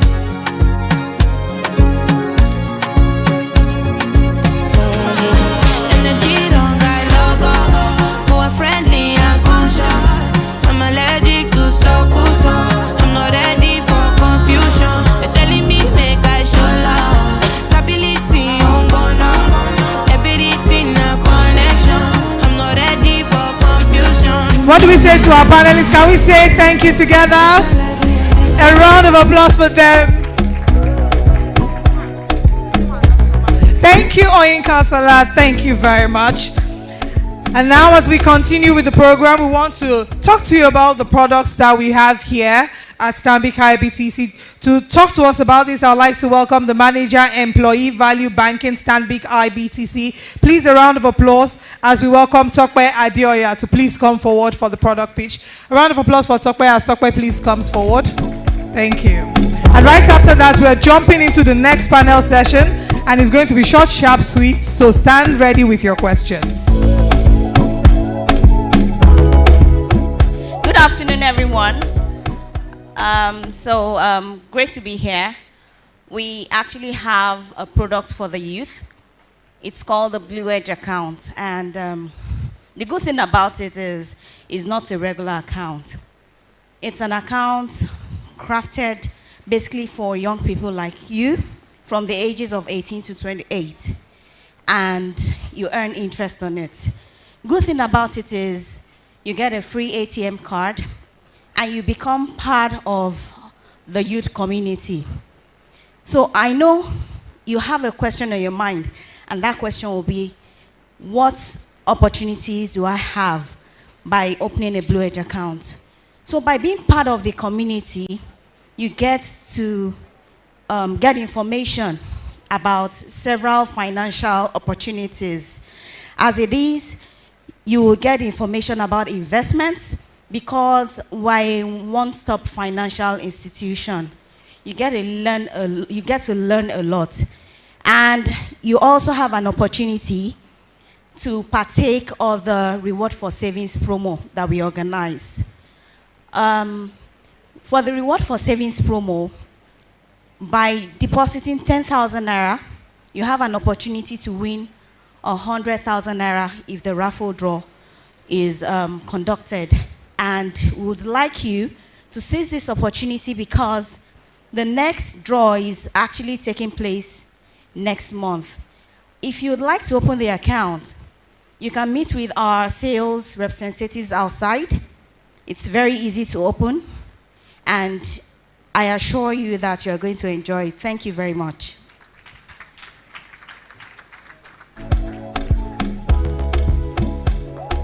Thank you very much. Okay, I think I'll need my seat back. So please, the gentleman who helped take out the seat before, please come and return what you collected back to where you collected it from. It's time for us to go to our next panel session, and the conversation we're having this time is the catalyst to running a business in this current business terrain. The catalyst to running a successful business in the current business terrain. A number of us, beyond being students, have side hustles. How many of us are students here that have side hustles? Okay, maybe I'll tell you about my own side hustle when we start talking. But we also have entrepreneurs who are here in our midst, so this is a very important conversation. Please, a round of applause as I welcome the founder of the Dew Center, a wellness center based in Lagos that takes a holistic approach to wellness. Please put your hands together for Omo Adeni as she comes forward to join us in this conversation. Make the applause louder. Thank you. And of course, up next we have a storyteller extraordinaire. A number of you follow him. He's a brand. He tells stories for brands. He tells stories for individuals. We find his content very relatable. He's built a very formidable community. Please, a round of applause as we welcome the one and only Salem King as he joins us for the next conversation. Thank you so much, Salem. That's very kind of you. Thank you. So, Salem, that's your seat, actually. Thank you for taking your seats. All right, here's your mic. Hello, Salem. How are you? I'm very well, thank you. How many of you love Salem? How many of you are expecting to see him show up in black? You've built a brand. I will come to talk about that. And you know, you've successfully built a brand and a persona on social media that people find relatable. But some of us know your story, and I mean, you've shared it several times, but it's not a story that would ever get tired of hearing. So talk to us about how you got into what it is you're doing today, telling stories that people can relate to. First of all, thank you so much for having me. I'm absolutely honored to be here. Shout out to all of you. I started out making videos. I was living with my parents, and I just used to post a video every now and then, just talk about stuff that was making me mad. And in January, I'm saying the dates so you guys can, you know, track. So in December of 2018, I decided that, you know what, when January 1st comes, I'm going to make a video every day for 30 days. And at this time, I had 1,500 followers on Instagram. You know, I was just a regular guy. I'm still just a regular guy. Yeah. But I said I'm going to do a video every day for 30 days just to push myself. And I started January 1st. And in my mind, I was like, if I can just go from 1.5 to like 2K followers in this 30-day period, that would be amazing. Like, I would be blown. But in that 30-day period, my following went from 1.5 to 5,000. Wow. And I hadn't even done up to 30 videos. I think I was at like 20 or so. But that just made me realize, oh wow, people like what I have to say. I'm like, okay, there's more where that came from. Because everything I was making videos about up to that point, they weren't new stuff. It was stuff that had been sitting in my notes for years, like stuff I had written to myself just for my own entertainment. And then I started to share with people, and people liked that. So I kept putting out, you know, videos, and it was just something I did on the side. I had a 9-to-5, but at some point, I got an email from a brand like, oh, we love what you do, yada, yada, yada. How much do you charge for so and so? And I'm like, charge? You mean like I can get money for this thing that I already do for free? And that's when it hit me for the first time that this could be a career path. I also had a lot of people who would send me DMs and ask, how do you make your videos? How are you able to say so much within such a short time? How do you condense a broad idea into something small for social media? And then that's how I started taking classes. People were willing to pay. I was surprised, you know, but I continued, and less than a year later, I was making enough money as a content creator to quit my job and just be a creator full time. Amazing. Thank you for sharing that. And I'm sure that there are many people who are looking to build a career path in content creation. So we'll come back to that. Oma, what you do is amazing. You've gotten several awards nationally, internationally, recognitions with your interior decor. What you also do is you have a wellness center, and it's very important in this current terrain. Many people are struggling with, you know, having their minds together in a place. But what you do is you bring beauty to spaces. So talk to us about your own journey that has led you to doing what it is that you do now. Thank you, Olive. So I'm an interior designer, and I feel like I've been a business person since I was like 5. I've been selling things since people could pay me. So my dad had allergies, and he had a sweet tooth.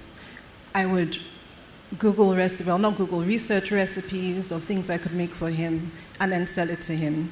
I would sell things outside of our gates. We didn't have those little aboki stores. We were in GRA at the time. I would sell things or get my brothers to send me on errands, and I would save. So I've always had a money mindset. I think I bought my first house when I was 21, and it was... If you want to clap. It's okay. You know, when your mommy is like, somebody gives you money and your mom is like, let me keep it for you. No, thank you. I save it. I save it, I invest it. I wrote a book when I was 16, a book of poems. I was in Queen's College at the time. And so that money grew over time. And by the time I was 21, it wasn't an amazing property. It was a little apartment in a dodgy area, but it was something, right? And that's grown over time. So for me, the making of the money hadn't been the problem. The problem and the reason why I started the Dew Center was stress. It was because the metrics I had set myself from very young measured success by how much money was in the account. And I found that I was unwell, physically and mentally. I was unfulfilled. I was dissatisfied. And, I sat one day and I'm like, how can this be success when you're not even happy? Right? You're driving around in a big car, you're crying at the back of the car. So that was how the Dew Center started. It was literally, for me, the solution to lots of mental health problems that I had, lots of emotional challenges that I have, lots of just balancing. You know that thing they say about work-life balance? It was just redefining my metrics for success and including in that my personal wellness. So that is why I started the Dew Center in the first place. That's amazing. Thank you very much for sharing that. And I'm really glad. Yes, it's okay. Anytime you feel the need to clap, it's good to clap. I won't stop you. And I think that where we are, there are lots of challenges that we are facing as a society with the economy, with the inflation, and even with the pressure that social media adds. So I'm really glad that you share that. How important is it in this day and age for us to have conversations about mental health? Where from your assessment do you think we are when it comes to people sharing freely about mental health? Well, I can tell you the first time I became self-aware about this sadness that you're feeling and these tears are not normal, it was maybe 2009, thereabouts. And I had moved to Nigeria 2007. I wonder if there's a correlation or not, but I was depressed and I didn't know it. And I wanted to talk to somebody, but I didn't feel like I could. I didn't feel like I could have a conversation with anybody around me because, first they look at you and like, what's your problem? You have a house, you are not hungry, I had just gotten married not too long before. Like, why are you sad? You're just entitled. I knew I needed help. I didn't know how to articulate it. I kept getting sent to church. There's one pastor's wife you can speak to. I'm like, this thing is not pastor's wife or prayers that is doing me. Eventually, I did some research online and I found a therapist in the UK. Now, fast forward maybe 8 years after that, again, I needed to see a therapist because I couldn't be paying pounds for, online therapy. Again, tried to find in Lagos and struggled. Somebody sent me to a psych ward of a hospital close by to see someone who was a therapist, but he didn't have a private clinic, so he was literally working out of one of the general hospitals. And even that experience, walking through the psych ward and seeing people with really bad mental health conditions, that in itself was traumatic, because my own was just small depression and anxiety, wasn't it? And so that seed began to, form in my mind that I need to talk more about this thing that I'm going through. It cannot just be me, right? I talked about it quite a bit. A friend said to me, he whispered, he was like, I'll give you the number of my therapist, but don't tell anybody. I'm like, guys, is it drugs? Like, is it cocaine? Why are you acting like? And, so for me, that was just every opportunity from that moment that I have to say the words mental health, I take it because I want to be able to contribute to, changing that narrative, be able to destigmatize that experience that 1 in 4 of us experience. In this room, like from here to here, mental health issues. Sorry, I don't mean you literally, I mean in terms of numbers. There's so many people, and we need to talk about it. So to answer your question, where are we now? I thank God for COVID. I thank God for COVID every single day, because unfortunately that traumatic global experience brought mental health conversations to the fore, brought it onto platforms like Instagram and TikTok, and it starts trending. And okay, you know, some people are just riding on a wave, but at least we're able to say it with a little bit less shame and judgment than we did, say, 15 years ago. We're still very, very, very far away from where we could be. I still get people calling me wanting referrals, but also want to be secretive and discreet about it. I get it, but we're making steps. Thank you very much for sharing. And I asked that question because it's impossible for you, we're talking about, you know, running a successful business in this current terrain. It's impossible for you to run a successful business without being balanced, you know, being okay mentally. And it's a conversation we need to get comfortable, because everybody, or almost everybody at some point in their life, will deal with some measure of anxiety. You cannot run away from it. Let's come back to talk about social media and the anxiety that social media brings. You have built a brand around social media. There are a number of people here, and I want you to be honest, by show of hands, we're being honest here. How many of you have posted something, looked at it and said, not enough people are liking it, let me delete it? By show of hands, you know? So there's that pressure. What's happening? Instagram, my numbers are not growing, my followers are not growing. You know what? I'll start a new page. A number of you have thought of different things. There's so much anxiety that social media brings. How have you been able to deal with this? In fact, does this anxiety affect you? And if yes, how have you been able to navigate this? That's a really good question. So first of all, I'm just going to say, please stop deleting your posts. And here's why. Wait now. Here's why. Especially if this is a page that you're looking to grow over a period of time. One of the most beautiful things about social media is when your account starts to grow one day because you're finally finding your people, the thing that makes those people stay is the amount of content you already have. Do you understand? So if I find somebody and I'm like, I like the way this guy thinks, I've been looking for someone like this for a long time, the next thing I want to do is, while I'm on the toilet seat, sit down and watch 30 of their videos. But if they have only 2 because they deleted those ones because they didn't have enough likes, guess what? There's nothing to keep me, right? So stop deleting your posts. Deal? Deal. Deal, thank you. So the anxiety that comes with social media is normal. I don't believe that I don't think we even know the full extent to which social media and the internet is affecting our brains. I think it's still going to take us a few decades of using it to know the full extent, but the research is not looking good already from now. So one thing that I do is I take personal responsibility for how I navigate social media. So even though it's my job, one of the things I started doing from last year is I take the whole of January off. Like, I will not post on social media, I won't be on Instagram, I'm gone. The first time I tried, I thought I would die. Because even if social media is so bad for us sometimes, you still want to check, you know, you still want to, there's a part of you that just wants to scratch an itch. But I started doing that because I thought, if I was working in a bank, for example, if I work with Stanbic, I have leave every year. And I will fight to take that leave, right? And make sure that I go on leave.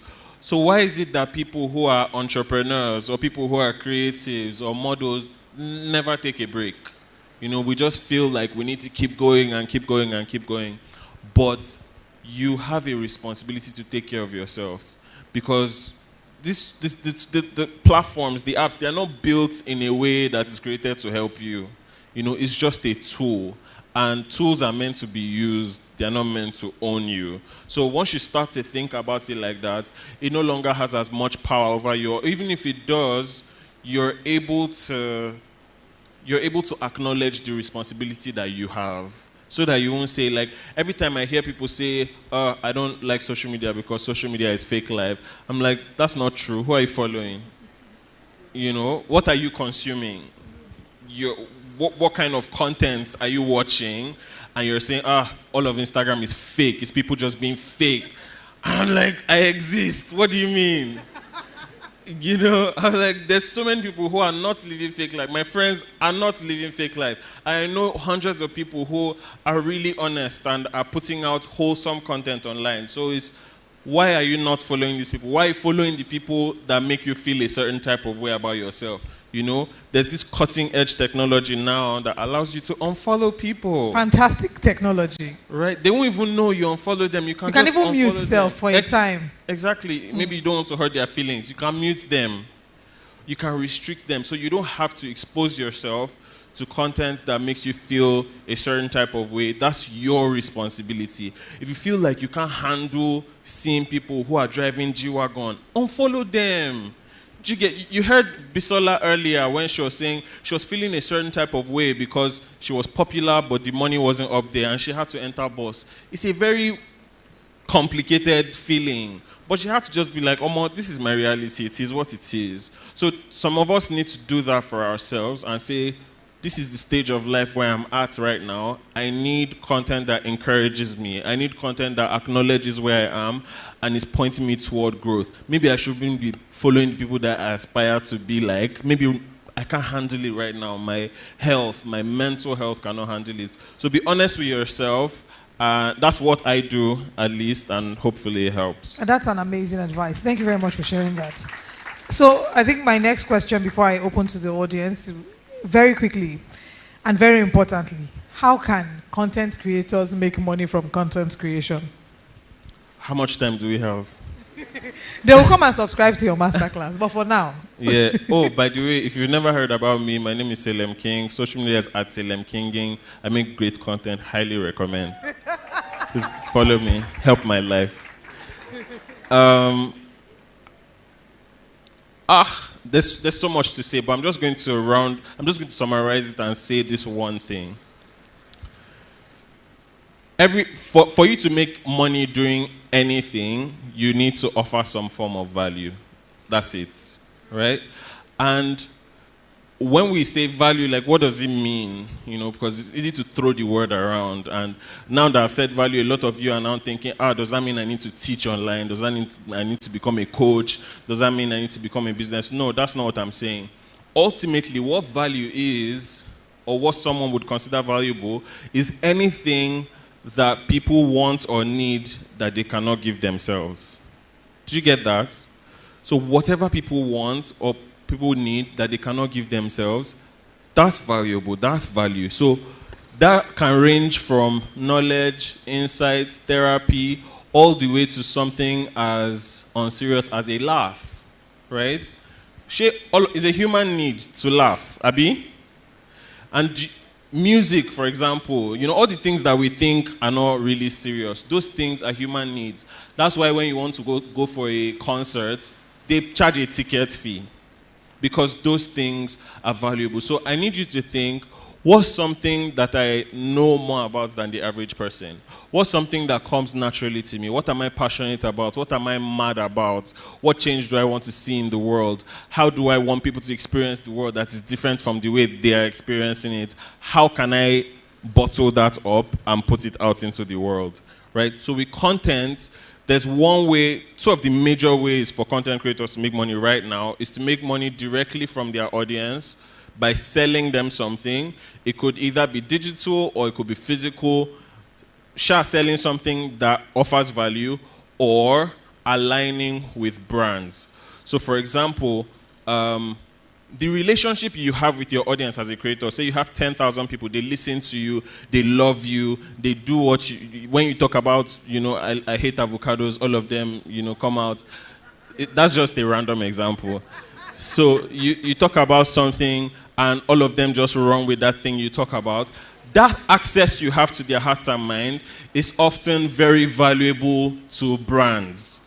Do you understand what I'm saying? So there's a reason why Stanbic, for example, did not just bring all their staff to speak to you. They went to find Olive, you know, they went to find Omon, they went to find Bisola, because these are people who, for some reason, they believe have easier access to your hearts, right? So being in that position is valuable. You can exchange it for money. Do you understand? So what you want to do as much as possible is to determine that you will be a person of value. So it's really not about what kind of content should I make to make money, what should I do to make money. It's from your mindset, say, I'm going to be a person of value. The money part will come later and you'll figure it out and you know what to do and you change your mind 10 different times. I like that you even mentioned that part of changing your mind 10 different times, because with content creation, if you follow some people's journey, you see that they start out doing one thing and along the line, they've changed to something else. Sometimes you might need to experiment with a number of things and find out what actually sticks for you. So thank you so much, Selim, for sharing that. Omo, let's talk about business and being able to run your business and keeping ahead, keeping up with modern best practices in this current climate. So what are the challenges you've experienced running a business in Nigeria, and how are you able to navigate it? On a daily basis, like so many. Where do I start? People is a challenge, I'm not gonna lie. People is a big challenge. Human resources within the business, that's a big challenge. I would like to, so I've been running a business for a while, and from time to time, I get messages from my former staff who thought I was a witch, right? And they'll be like, oh, thank you so much for that experience. I'm like, oh, really? Now you thank me? You've gone into the world, they've shown you Pepe, and you realize now that it was a learning opportunity for you to build integrity and professionalism and all of those things. So if I were to say one thing, right, it's as much as we can, let us be self-aware, let us invest in ourselves, in our self-development, in our skills, but also in our attitudes and personality, because people is what makes a business, right? So that's one. There's always a lot of things. I'll speak from a personal level. There will be that sort of element of self-doubt, right? So you might start something and think, okay, it hasn't quite picked up yet, is it going to? And just like deleting posts, sometimes you just need to give it time and wait. But I think it's really important that whatever you're doing, yes, there's value. Yes, it's also important to have integrity. And it's also important for people to know you for something, right? So whether it is this person is really thorough, they do all their research, this person doesn't cut corners, this person has, top-notch quality, and that is what will allow you to pivot and change your mind, and the people that trust you will trust you in whatever next you do. So in my previous life, I was one of those people who studied law, and I actually got a distinction in petroleum law and policy. Started a PhD. Unfortunately, Doc, I quit, right? But because people know that I'm not an unserious person, so for you to leave that field of petroleum law and decide to go into interior design, they're going to trust that you'll be the best interior designer in Lagos, and I actually was and am. When I decided in 2020 to start a wellness center and open the doors, people trusted.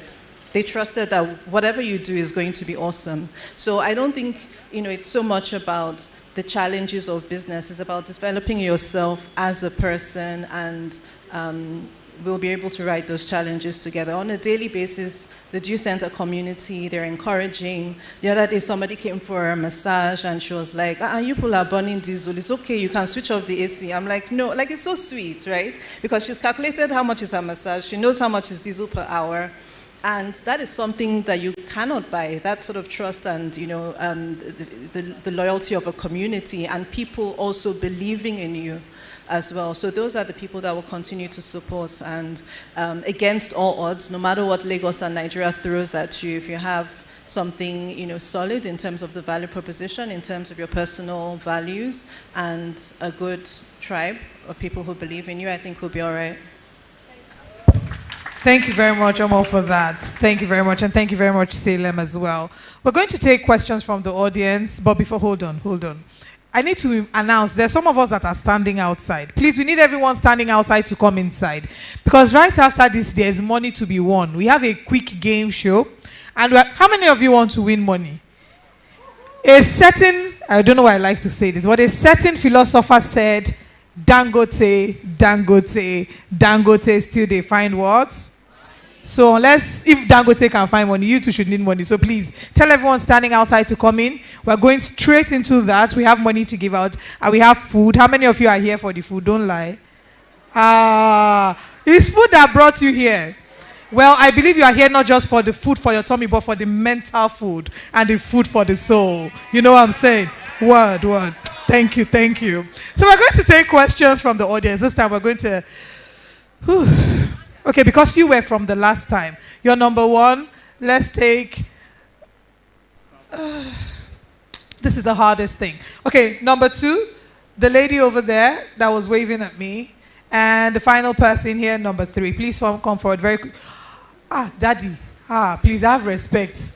Daddy, please, you have to ask. No, you ask your questions, sir. But we'll be very quick with it. Daddy, please. Daddy, we ask first. And then, we will all ask. You're number 4. Can you please come forward here? Let Daddy ask, and then we'll come to you. Don't worry. My name is Ikechukwu. I'm happy to be here. The question I want to ask is directed to the speaker of the keynote. He made mention of mentorship. He took people that are really fresh as his mentors. I wanted to ask him, in mentoring, you either mentor somebody that is lower, down below, either in age or in profession. But himself is up there, and then he took people that are low. What motivated him to do that? All right, thank you very much, sir. All right, so number 2. Okay, sir. You actually spoke about how you started content and how... Sorry? Okay, my name is Peter. Like I said before, you said you started with content, and before you get to know it, started bringing in money. So how do you balance the content creation and money in a sense that you are not putting money in place of value? And how do you monetize when it comes to content? Thank you so much. I'm thinking we should take all the questions. Who's the next person? All right. I Salem. My name is Ebonlua, and I'm really grateful for this panel session because for some time now I've been trying to build a personal brand, create content, do all of that, and it was last month that I got burned out. I was doing too much, I wasn't resting and all of that. And I am an introvert. I don't like being in the face of people. I like my quiet time. I like sitting at lagoon front. I like enjoying. You like soft life, okay? And I like this silence. I didn't think I would be a social media person. Okay. It's none of my business. What am I doing on IG if I'm not just enjoying content? Okay, but so I your have to question. start creating. Okay. Sorry. So my question is, how do you balance creating content, showing up, and then having you some me time? Because I like that Dr. Shogunle mentioned unwinding and taking time to rest. Yes, and even Salem highlighted that as well. Yeah, he did too. All right, so great. as a creator, how do you balance resting for yourself and Thank you very creating much. And our content? final question. Where's she? I'm here. Okay, great. Thank you. Your name and your question as quickly as possible, please. Okay, I'm directing this question to Salem. My name is Olumoshidera Bimbola, and my question is, when do you know when to stop consuming and finding yourself? And this is in relation to content creating. I know as a content creator, you want to make research, you want to find some things that you want to talk about, When do you know when to stop? Because sometimes, for me personally, I have a struggle with that. I always find something amazing, something new that I find interesting. I feel, okay, let's talk about this. And then there's something else, and I don't know when to stop. All right. So my question is, when do you know when to stop as a content creator? Thank you very much. We have a final question here, please. The final question. I'm so sorry. This is our final question. So sorry. All right, good afternoon. All protocols duly observed. My name is Abednego, and my question goes thus. Let's talk about captions. because as much as you want to create content, captions are very important. How do you go about proper captionings that gets everyone's attention? And then what are those keywords that you think should not be missing that could get you a big break or something close to it? All right, thank you. We have our final question as well, and this one goes to Omo. How do you deal with imposter syndrome, the feeling of not being good enough? So do we start? I think we should start with Omo as quickly as possible. So, okay, we'll come back to you. All right, Salem, the floor is yours. So the first question, you said balancing money with value. So first of all, you need to think about what you're building like as a business. And businesses put money first. And I don't mean it's like money is more important than everything, but businesses need money to run. Like businesses continue to exist because they make more money than they spend. Do you understand? So as a creator, you need to not just think about it as this hobby that I've picked up. You need to think, how am I going to build something sustainable? So that if I woke up one day and I can't create for 1 month, I won't be hungry because I have been valuable and profitable consistently over a period of time. Now, the way to not put money first is to make sure that you're offering value, right? So, and the way to ensure value is thinking about everybody on the other side. So the mistake that content creators make is a lot of times we're only thinking about ourselves and our creativity and our personal expression and all of that. But you are not the consumer of what you're creating. So you need to constantly be thinking of your consumer, the audience, what can they afford, what are their problems, what's on their mind. Do you get? Those are the things. And if you're working with brands, for example, you need to be thinking, what are their KPIs? When they spend 500,000 naira on an influencer, what are they expecting? How do I make sure that when they give me that money, I'm able to offer them value with whatever I market to my audience? That's how you need to be thinking all the time, so that when you need to demand to be paid, you don't feel like you're selling out. Because you're not selling out, you're running a business, right? So make sure that you're very clear on the kind of value that you offer, and don't allow yourself to believe that making an impact is separate from making money. You're running a business, it's not a charity. You need to be profitable. Sorry? How to monetize? I answered that during the panel. Maybe send me a DM. Yeah. Okay. Someone said, how do you balance creating content and having free time? What I advise you to do is batch create, which is something I do too. I'm a content creator, it's what I do full time. But if I had to make videos every day, I wouldn't have a career. I'm not that hardworking. Right? So what I do is I batch create. When I want to make, when I'm feeling like I'm in the mood, I sit down and I make 3, 5, 7, 10 videos, depending on the amount of energy I have. And then I'm able to post every day as if I'm the most hardworking person, but I am not. So I would advise you to batch create. This also works if like you're a student or you have a job or you have so many other things going on in your life and you have to be consistent. One thing that would help you is to just batch create. Make use of your peak periods. Be conscious of, study yourself and make use of your peak periods. Last question. Somebody said, no, not last. How do you know when to stop? Why do you want to stop? Why? And she said, if you're fine, keep going now. That's my opinion. Like, if most people are struggling with getting content ideas, that's the problem majority of people have. Like, how do I get ideas? And then your own problem is that you have too many ideas. Just write them down, save them, put them in a bank, anything you can do, because you won't always feel like this, that's for sure. There will always be times of creative drought.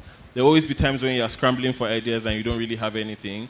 But if you've been writing them down and doing stuff with them, then you have like a bank to pull from on the day when you're not feeling yourself 100%. But on the question of knowing when to stop, I think that's something you can just determine for yourself. That, okay, I'm going to do this 5 days out of 7 days a week. I'm not going to talk about content when I'm hanging out with my family, maybe because, they want to talk about other things, and you don't want to be the person who's always talking about work. You don't want to bore everybody. So those are boundaries that you can create, of course, to make sure that your passion is not affecting your relationships adversely. But otherwise, keep going. It means you're doing something right. I think to add to that, sometimes when you're tired, stop. Yes. It's okay to just take a break. Listen to your body. Don't be afraid that, oh, by the time I go, my social media followers will have gone. Take a break. It's a mind that is rejuvenated. It's a mind that is well rested that can create content. So I think it's okay. Take a weekend off. Go somewhere. Okay, that's go somewhere. It's sounding like inhale, exhale, 50K. So just take a break if you have to. If you're tired. Savings or current. Anyway, final thing, he asked about keywords and captions. Those things are industry specific. So I can't say these are the keywords that must be in, be part of every caption. Those things are industry specific. You have to do the work of doing research to know what are people talking about in my industry. The people who have the problems that I'm seeking to solve in my business, what are they talking about? What are they searching on Google? What are they searching on YouTube? What solutions are they seeking? And how do I position my content to directly serve those people? It goes back to what I said earlier about the fact that you are not the end consumer of your content. So you need to think, you put yourself in the shoes of whoever you're talking to, whoever it is that you want to reach.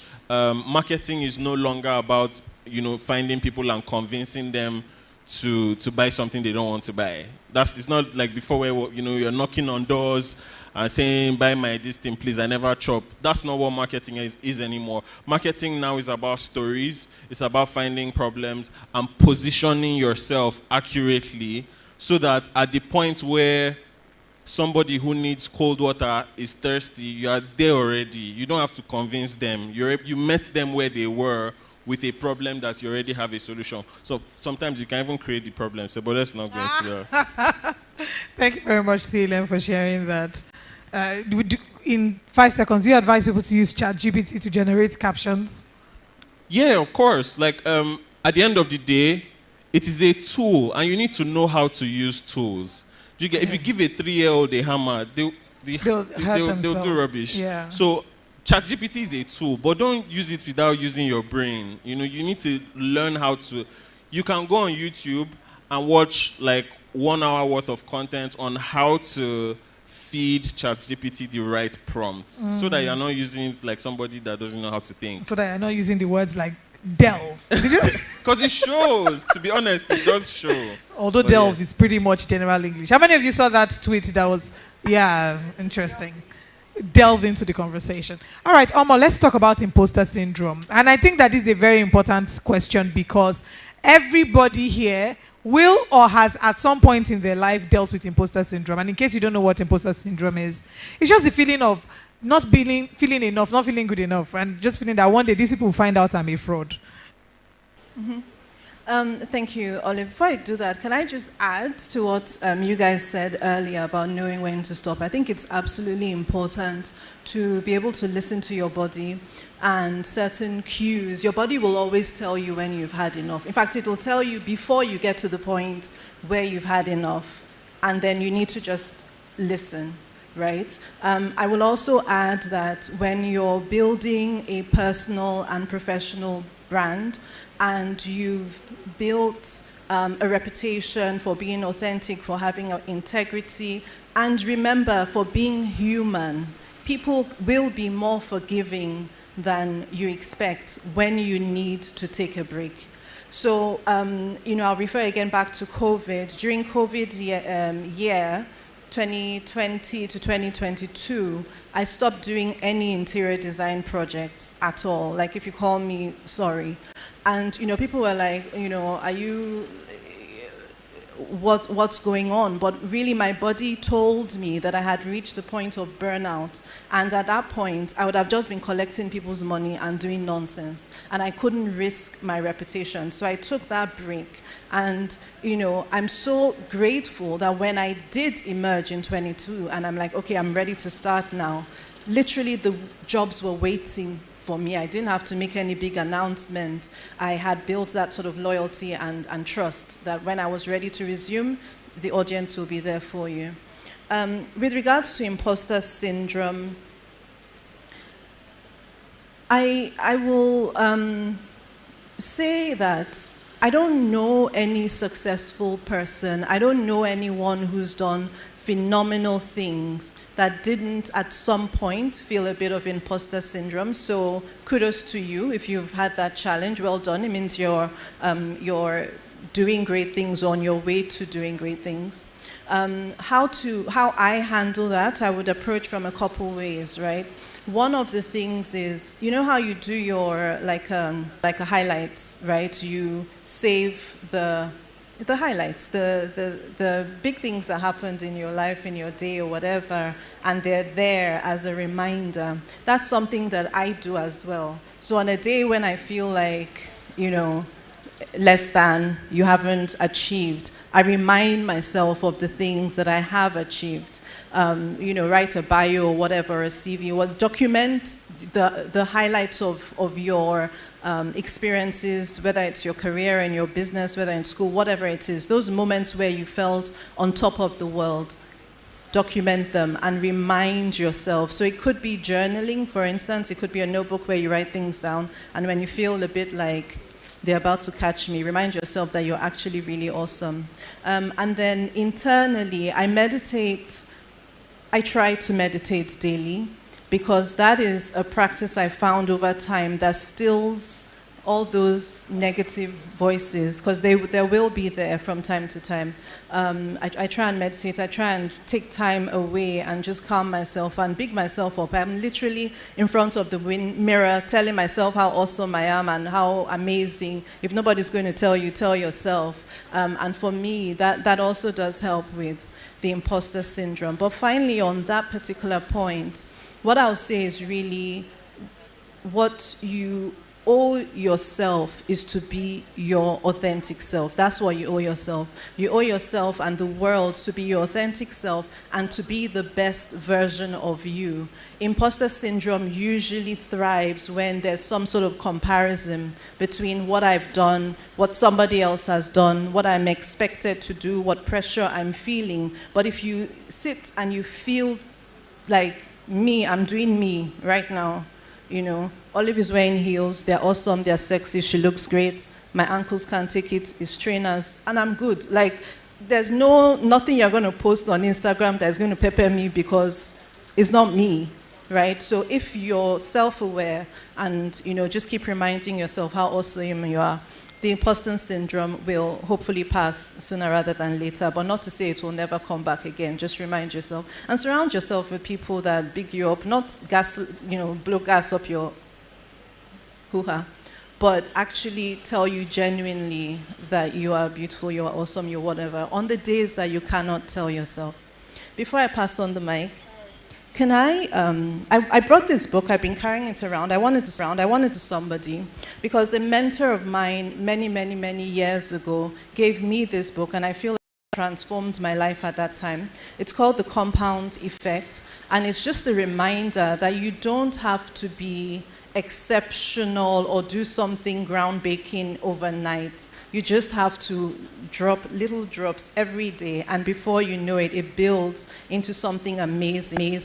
That is personal wealth, whether that is content that somebody will stumble upon a year after you posted it, whether it is your character and your personal growth and development, your mental health, your physical health. Just a little bit a day makes some amazing effects, and then it will look like an overnight, you know, the person just blew overnight and you don't realize that. Give this book out.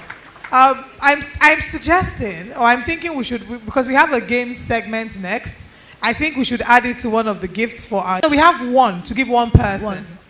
And also, I have a gift for you and your forever roommates. Oh, so this is love. Oh. So this is love. Yeah. Let's sing together. So this is what makes love. You people cannot sing now. Wow. Panel session. Has it been worth your time? Have you learned? Are you excited? Can we please once again put our hands together for our panelists? And can we just tell them thank you? Okay, we want to take pictures with our panelists. We have a special group of people who will be joining us. We'd like to also welcome our ex-ESCO from Stanbic IBTC to please join us on stage for a group photograph. And we have some very special people who will be joining us as well. But first, with our ESCO. And then, Abednego, we're expecting you up soon. Abednego, do you still do music? Last time I remember, you used to rap back in the day, right? Do you still rap? Amazing. Are you going to do a freestyle for us today? Ah, come on. All right. So we have Abednego, Isaac, and all right.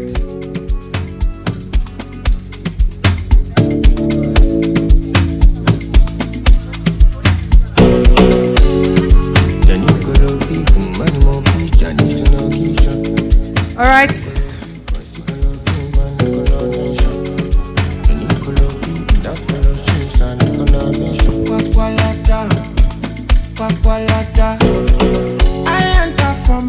Okay, we have a special group of people who will be joining us as well. We have Abednego and Akinyemi. Please join us on stage.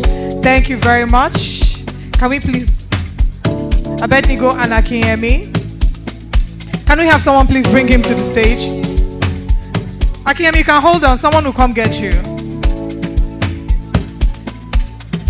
I know fit fast, I don't fit you past my power. I roll up my shawarma.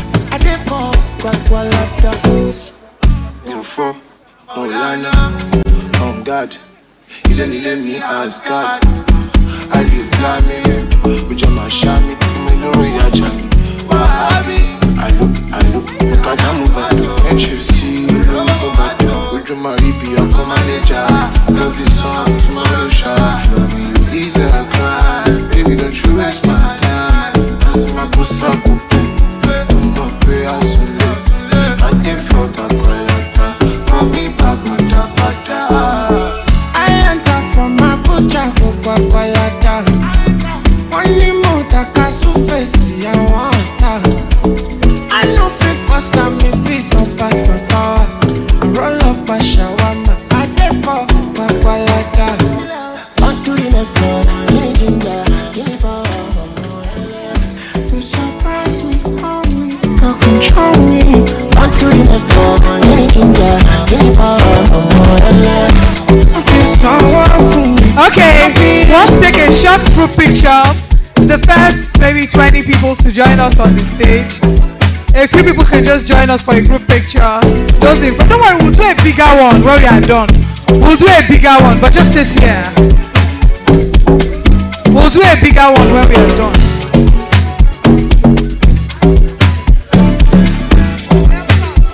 But everyone needs to be seated, please. We need, once the stage is full.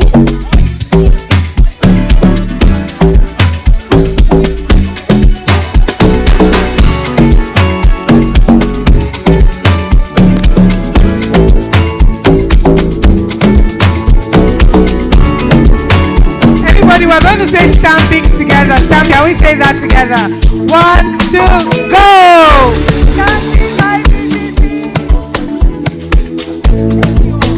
Thank you all. We're going to do a bigger one much later. But you may all please return to your seat. Thank you so much. So we have games. We have money to give away. We have the Invest Better Game Show. And we're going to give out the book. Omar has given us a book. So one person is going to take away that book today. I'm resisting the urge to be like, why did you give Salem gifts and he did not give me gifts? They have a gift for me too. I'm shy. Thank you so much. So are you ready to win money? I think the people at the back are not ready. It's only these people in the front that will involve. Are you ready to win some money? If you're ready, say yeah. If you're ready, say Ichoke. No, you have to say it with finesse. Ichoke. Ichoke. All right. Can we please make some noise as we welcome the Game Master Extraordinaire CSO as he comes to lead us to win some money and to win this book. If you don't put your hands together for him, he will not lead this thing well, no. Thank you. Okay. All right. So I love the fact that we are clapping the way we did, right? No, it's fine. It's okay. right? But I want to know and be sure that we're ready to win some money today. So we're going to do a little bit of exercise, all right? Greater cockeyes. Oh, okay, I have to scratch my ear to be able to hear you properly. Greater cockeyes. Greatest of the greatest of the greatest are cockeyes. Even if you're ready to win some money, put your hands together for yourselves. All right.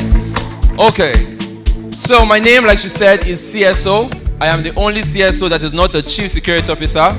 But yes, I know you have that in your mind. Chief Security Officer, Customer Service Operative, and all of that in between. I am the only one that's not, but always classy, stylish, and outstanding, helping you to capture and create seamless occasions. And that's what we are here to do. This session is the Stanbic IBTC Invest Better Campus Game Show, where we make your financial dreams come to reality, starting you small and ensuring that we give you up the better style. So even though you want to play some games, bring your phones out. Let me see everybody bring out your phone. Come on, bring out your phone, bring out your phone, bring out your phone, bring out your phone. Get your phones out, get your phones out, get your phones out. Fantastic. All right, do we all have our phones out? Please, can I have the image on screen, please? Can I have the image on screen, please? Thank you. This session is brought to you by Beyond Dreams NG. That's the Instagram name. And that is the Stanbic IBTC Asset Management aspect of the business. So what I have here on screen is the barcode. I need you to quickly scan this. Scan this. It should take you to the link tree, and you should follow us on all social media handles. All right? Once you have that, send a DM to the Instagram handle. Once you scan this, ensure you're following. You follow and you send a DM to the Instagram handle.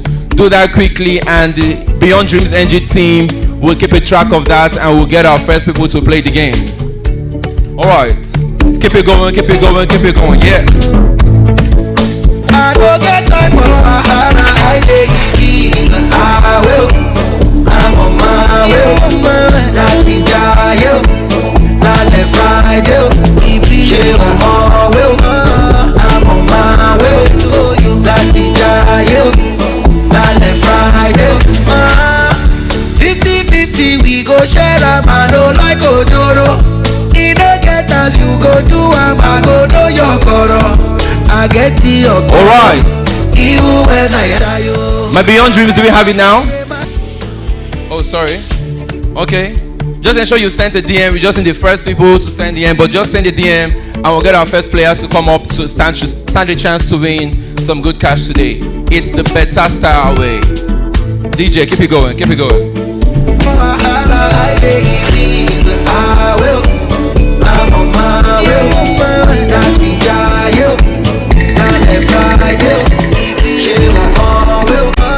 I'm on my way. Okay. Big things, Nimo like. Alright, so while I'm waiting, DJ, just hold up. So while you're scanning and while I'm waiting for the Beyond Dreams NG team to get me the list of those that have sent DMs, I want us to get involved, get loose a bit, and just enjoy ourselves. I see some people are murmuring some things behind. So let's see how well you know some Nigerian songs. Who's your favorite Nigerian artist? Ashake, Rema, Wizkid, Burna Boy. Who else? Davido. Feels. I was hoping someone to tell us that Feels, because are you aware that we have a celebrity guest in the house today? I know you all are celebrities of your own making, right? But we have one that we all associate with, and it's going to be giving us a fantastic performance today. Alright, so in case you're not aware, stay tuned, don't leave till the end, because they mentioned food earlier, and we have a lot to go around. Food for the tummy, food for the soul, food for the mind, financial food as well, and also we have music for the spirit. Alright, so while we're waiting for that, my Beyond Dreams NG team, please, I'm expecting my list now, thank you. And while we're at that, DJ, you just give me popular songs. Let me see how the Unilag energy looks like. They told me Unilag people have so much energy. They say Unilag people can vibe. They say Unilag people sabi. So let me know how well you sabi. Are you ready? All right, DJ, let me hear the first song. Let's go. Any random song that comes to mind. Okay. All right. Okay. Let me hear you say. When did you just stop the song? You sing along. Are you ready? Are you ready? I'll be on the phone, calling you tonight. No one sleep alone. Make me know the fight. I know one sleep alone.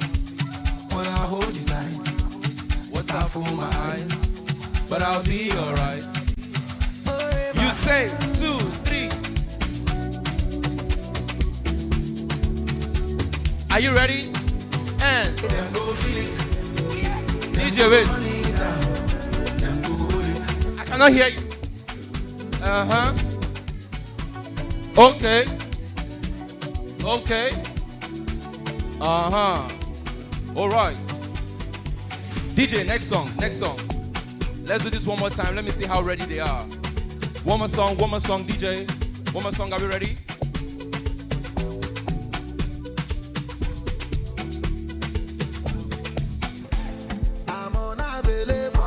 All right, let's do it together. Everybody, let me see you. It looks like fantastic. All right, DJ, thank you. It looks like my energy is only from this place. So I'm hoping that this list I have here is also from this place. All right. So please, if you hear your Instagram handle, just do well to join me on stage and make that as quickly as possible. Bellaniere. That's BELLEANIRE. Fantastic. Next one is BigFem_properties. BigFem_properties. BIGFEM_properties. We have also Temi Amosun. Temi Amosun. If you're here, please join me on stage. We also have A.M.O.K.E_. That's Amoke_ if I'm correct.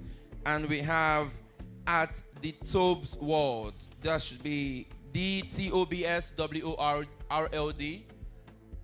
Here, please. Going. If I say gone, you might just lose your chance to play, and then we can take the next set of people that did send the DM. So I'm going to call again. Bellaniere. That's you. All right. Big Fem Properties. Big Fem Properties on stage. Your Big Fem Properties. All right. Temi Amosun. Temi Amosun.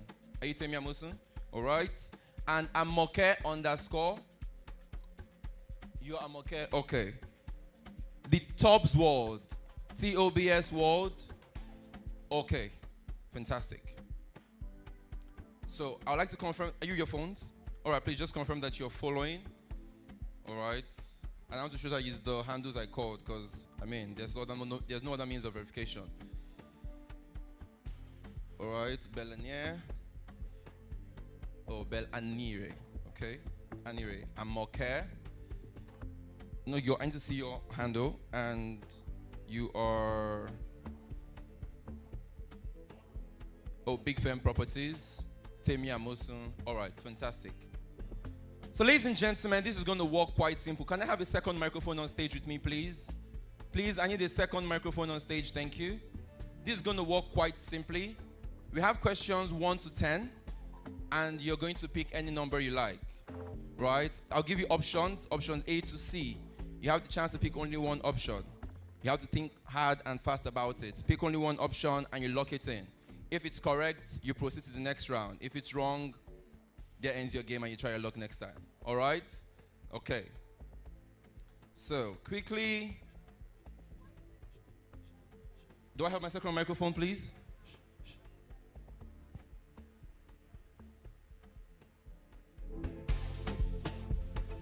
Questions 1 to 10.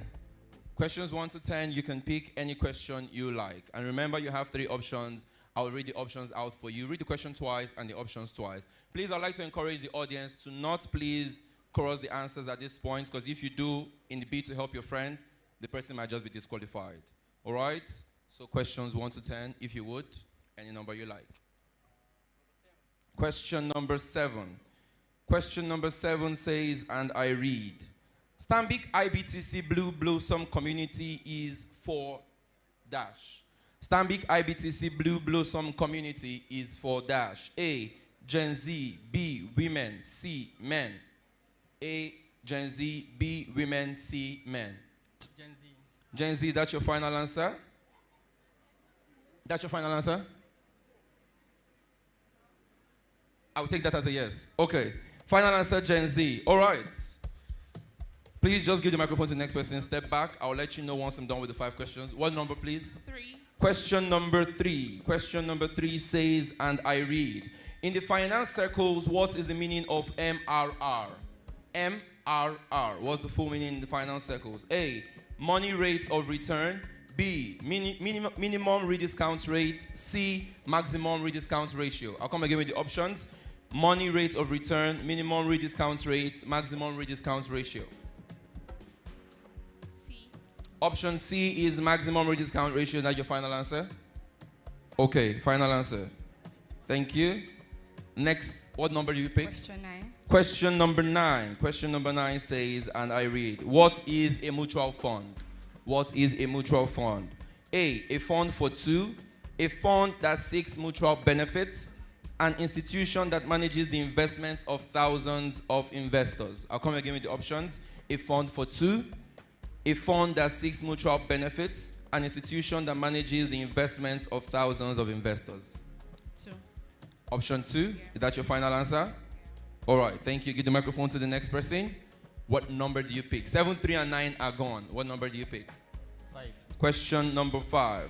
Question number 5 says, and I read, the Stanbic IBTC Asset Management open-ended unit that invests U.S. currency-denominated securities. I'll come again with the question.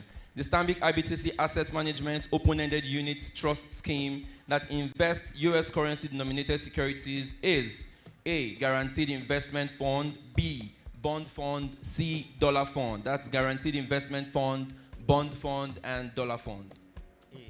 A, guaranteed investment fund. Is that your final answer? Okay.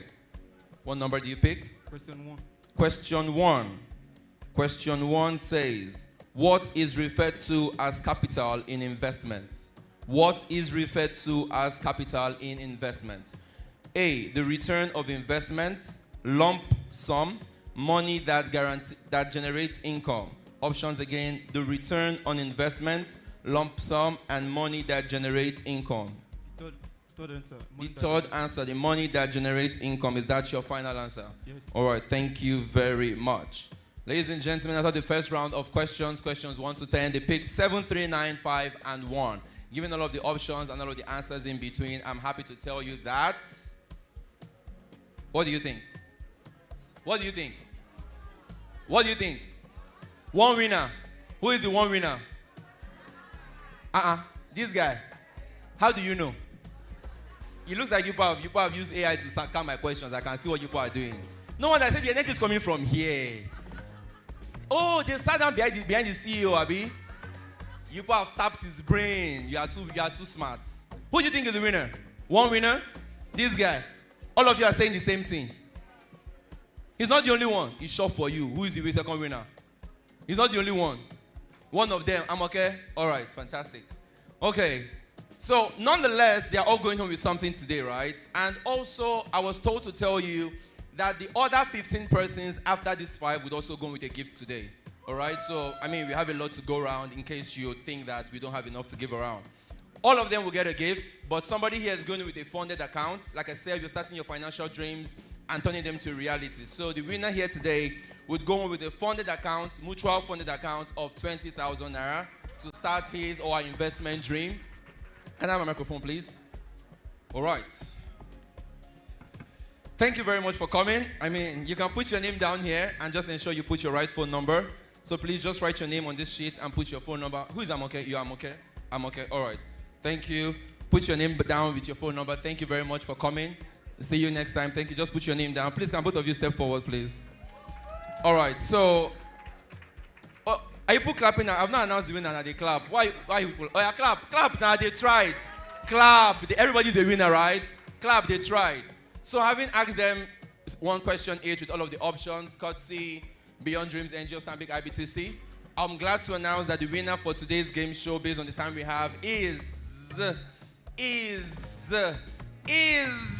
Congratulations to you. People chance for him. He goes home with a 20,000 naira funded mutual fund account. Please, you can put your name down there with your phone number. Thank you very much. Congratulations. Ladies and gentlemen, my name remains Sits the SO, only classy, stylish, and outstanding. Thank you for having me. It was a pleasure being in La Greatest Cockeyed. I'm at the point in life, if you understand me or not, misunderstand me or not, me, I'm okay. I'm okay. And if you think I'm wrong or not, long as it's what I want, me, I'm okay.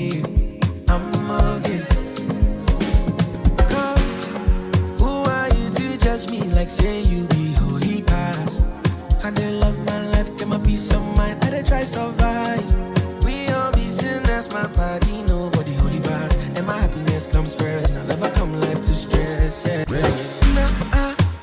I be like Terminator. I dey deliver. I pass the doctor. I be like Terminator. I dey deliver. I pass the doctor. Who can do this challenge very well? If you can do it, I just need 3 people that can do it very well. Come out. Let's see. Come on, 3 people. 3 people. I'm in the mood to buy somebody lunch. Hurry up. Okay, the more the merrier. Men don't used to come out for this kind. Okay, great. Thank you. No, yeah, let's have them. It's okay. But no more after this.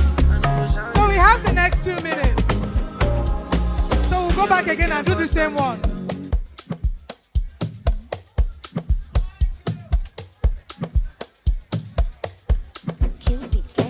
To do you team by team. So let's divide you 3. Stay here. Move here. Move this way. Spread out. Okay, DJ, let's do this. I'm at a point in life, if you understand me or not, misunderstand me or not, me, I'm okay. And if you think I'm wrong or not, long as it's what I want, me, I'm okay. Cause who are you to judge me like say you be holy? The attitude. I love my life, come on. Some mind that I try survive. We all be sinners. Are you ready? 5, 4, 3, 2, 1, go!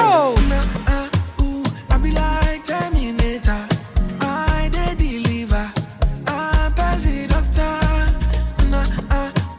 I be like Terminator. I dey deliver. I pass the doctor. I be like Terminator. You choose your winner.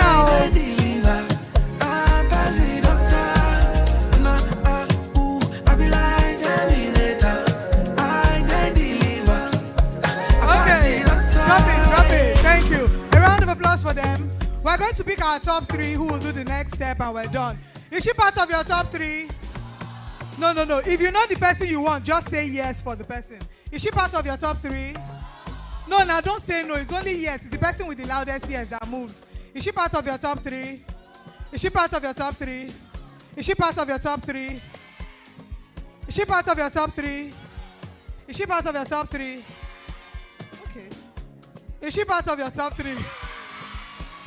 Is she part of your top 3? Is he part of your top 3? Ladies and gentlemen, thank you so much for these lovely women. Please, a round of applause for them as they go back. All right, the 3 of you come. Now we are going to change the song. No, we said top 3. Top 3, please. Now, the 3 of you are going to do a challenge that a lot of us know, a lot of us love. Some of the time, when you are dancing, we are looking a little discoordinated. Do you know the challenge I'm talking about? DJ, drop it.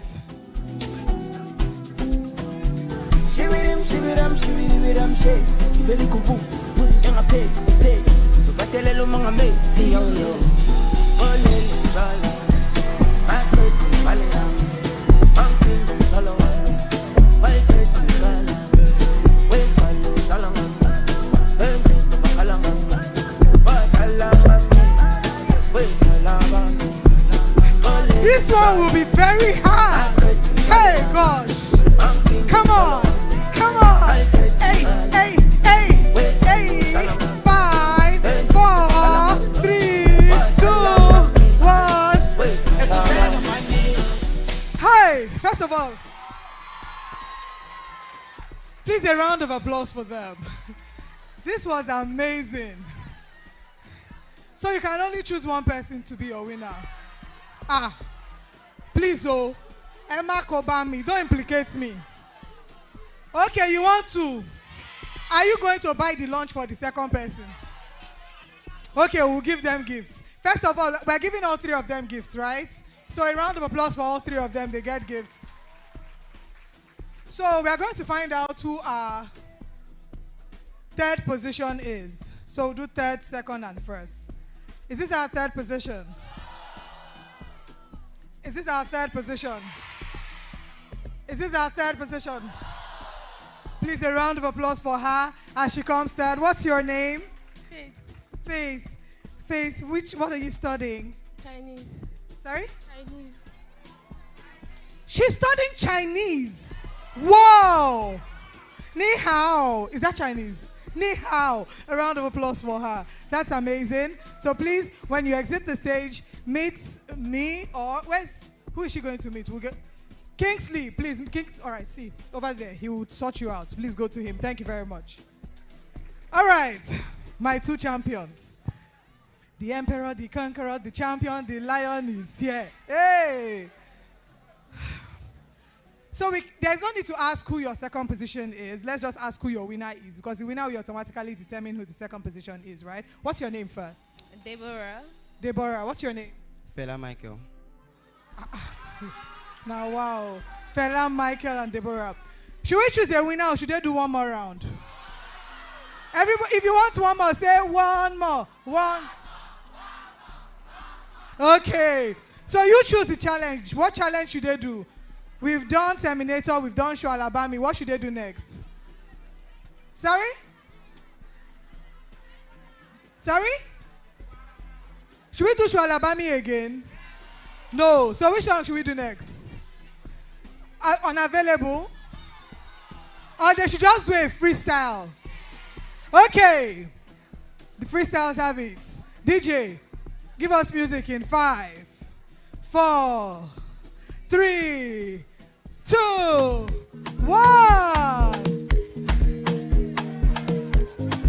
Is the attitude for me? Spyro, now only me one life.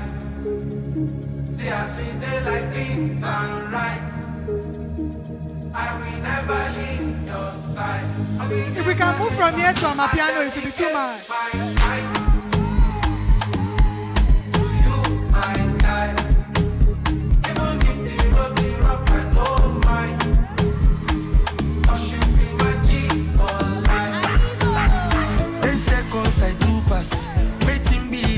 Fly you around the world, Maldives, Santorini. Why you find Versace? I love you. After this, Amapiano, please. One Amapiano song. I love you, my one name. Follow Bomba to Bomba. I go be your defender. When I lose my breath, baby, would you be my healer? Too many things I don't realize. Amapiano, let's do this.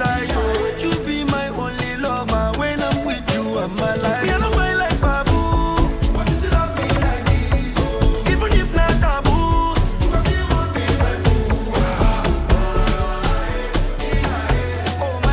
Okay, final round. Amapiano. Hey, come on.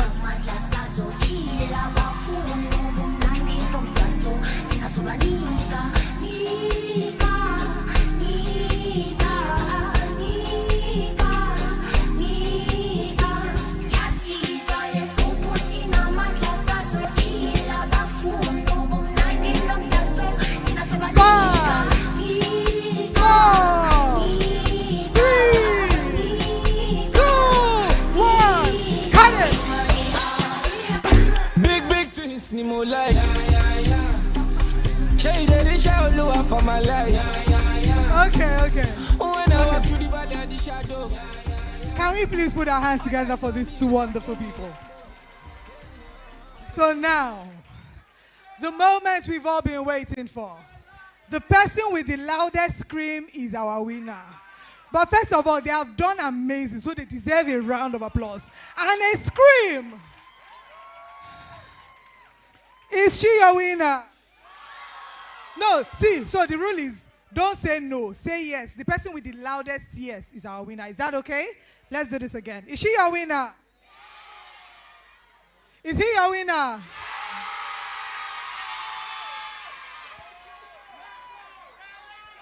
Ladies and gentlemen, boys and girls, attendance here at YLS 2024. I present to you your winner, Michael Fela. A round of applause for him. Yeah, I miss my assistant. I'll buy you lunch. Lunch is on me. A round of applause for them. Woo! Have you had fun today? Not only have we learned, we've had fun, and the fun continues. But we'd like to ask that the winner of the game show please meet our CSO. Our winner of the game show, please meet the CSO to collect your gift, all right? So we want to say thank you very much to everyone who has been here. We want to ask that you please keep spreading the word about what Stanbic IBTC is doing, how we're passionate about raising young leaders. We will come again to Unilag, and when we come, we want to see you participating and showing up as much as possible. But I want to recognize all the non-Akokites here. We know there are other students from other universities, other schools. So if your school is here, please mention your name so I can rep you. Which schools do we have here? Sorry? All the students, great Yabatek. Yabatek, please, how do you used to greet each other? You don't used to say great. All right, all the Yabatek students, please make some noise. All right, what other schools do we have? All the LASU students, make some noise. What other schools do we have? All the UI students, make some noise. Correct, mommy, thank you. What other school do we have? Akoka, which one? FCE Akoka, please make some noise. All right, and finally, greatest Akokites. Greatest Akokites. Greatest Nigerian students. Greatest Bagba. Greatest Bobo. Greatest. Thank you so much for hosting us. You all are amazing. A round of applause for yourselves. We have one more surprise up our sleeves, but before then, I'd like to welcome the head of brand and marketing Stanbic IBTC Holdings for her closing remarks. You have to scream for her as she comes to the stage. Please welcome Bridget Oyefesa Odusami as she comes forward for her closing remarks.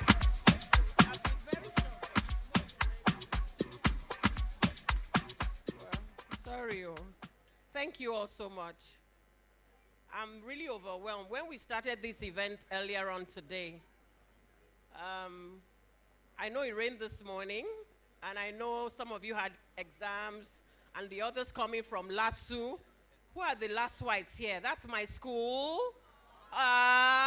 So even though we're in Unilag, we acknowledge our great last whites. I can't hear your voice. Thank you. And we were Yabatek last year. Who are the Yabatek guys? Yes, you are here.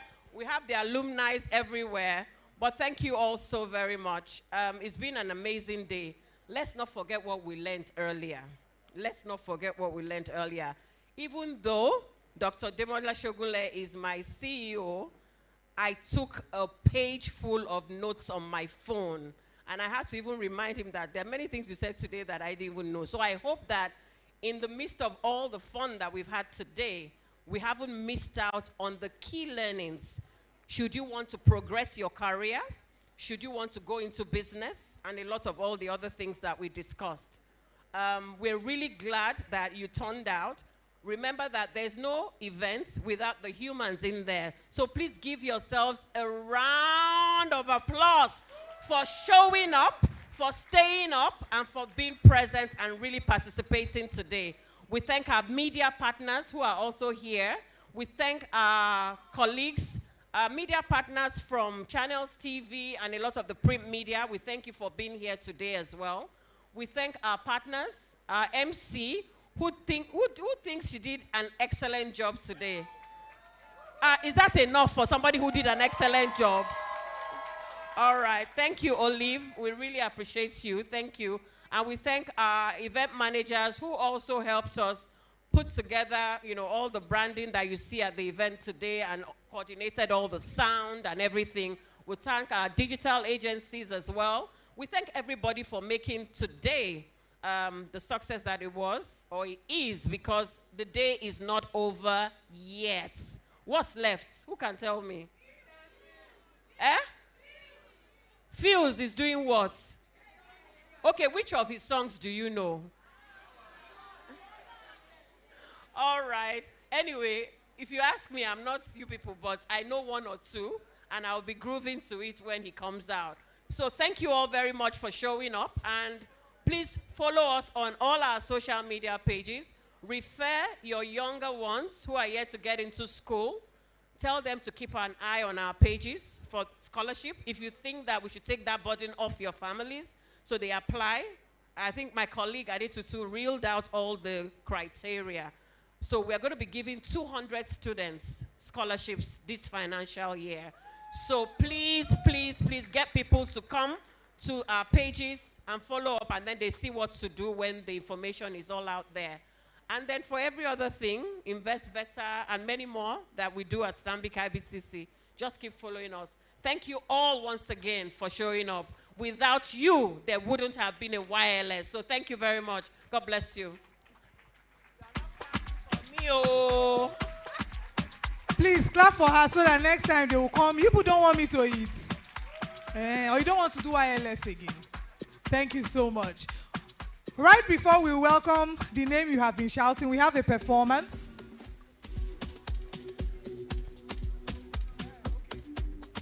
Okay, have you had a great time? Have you had a great time? So, I would like to say thank you for having me as your MC.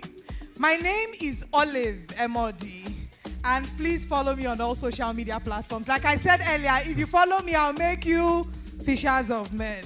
Thank you so much for doing this, and we look forward to seeing you at the next YLS. For those who are still in school, regardless of where it is, we look forward to seeing you. At this point, I want to sing a very short song, and I'd like you all to sing with me. Can we do this together? 1, 2, ready, go. Happiness. Gege. One more time. Happiness. Gege. Gege. We don't want you to be broke. We don't want you to be broke. Stanbic IBTC has you covered on that. But ladies and gentlemen, boys and girls, if you are still sitting down, you are what? Make some noise as we welcome singer, songwriter, producer, the one, the only, multi-talented Feels. Happiness. If I broke, now my business. I'ma shine you go bright. Happiness. Happiness. If I broke, now my business. I'ma shine you go bright. Happiness. If I broke, now my business. I'ma shine you go bright. Check. Unilag, how far now? And I believe in fast life, but I see it in slow. Oh no. And you see my lifestyle, I got G's in the Togo for sure. Hey, see many people there outside when they feed man's Zobo. Say, oh no. And me I stand the defender like Joseph Yobo. Say, that girl say she want Netflix and chill. So I chat ticket if I want it. If you fall in love, Kelly satin. You go to breakfast, I'm not capping. Can you see drip pull, I'm not catching. I'm not faking this, no fugazi.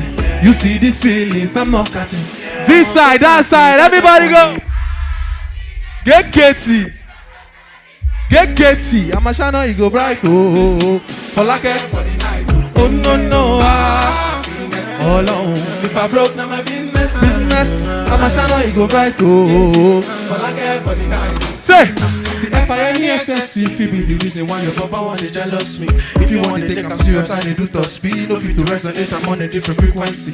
I don't think it's necessary. I be down with somebody that could do like me. When I be like Musa, I'm coming off the right wing. I come to your defender, you don't need to tell me. I must say, and you know say me, I must net. Now you can I go carry go. If me I get money past you, if you're not careful, I must finesse. You know say me I must net. Say, now you can I go carry go. Unilag, one time, everybody 1, 2, go. Get gay. Okay. Hey. One more time, say. Alone. Yeah. I'm a shiner, you go bright, oh. For like it. You like make some noise one more time. I feel good. Are you ready to have some fun today? One time. Give me that you like energy one time. Hey, sing. All of a sudden, I don't blow any apple, no all of a sudden. I wasn't in the order. I just facing my grind and I stack up my money. Hey, remember mama told me, she say, oh mommy, please, no worry. Though you walk through the valley of the shadow, but tomorrow he go bring you joy, joy, joy. Ọlọ́run he dey give me joy, joy, joy. When I show he dey give them joy, joy, joy. For my hood I dey give them joy, joy, joy. One time everybody say joy, joy, joy. Ọlọ́run he go give you joy, joy. When I show he dey give them joy, hey, joy. For my hood I dey give them joy. One more time everybody say joy, joy, joy. Unilag he go give you joy, joy. For your lectures he go give you joy. Your lecturer he go give you joy.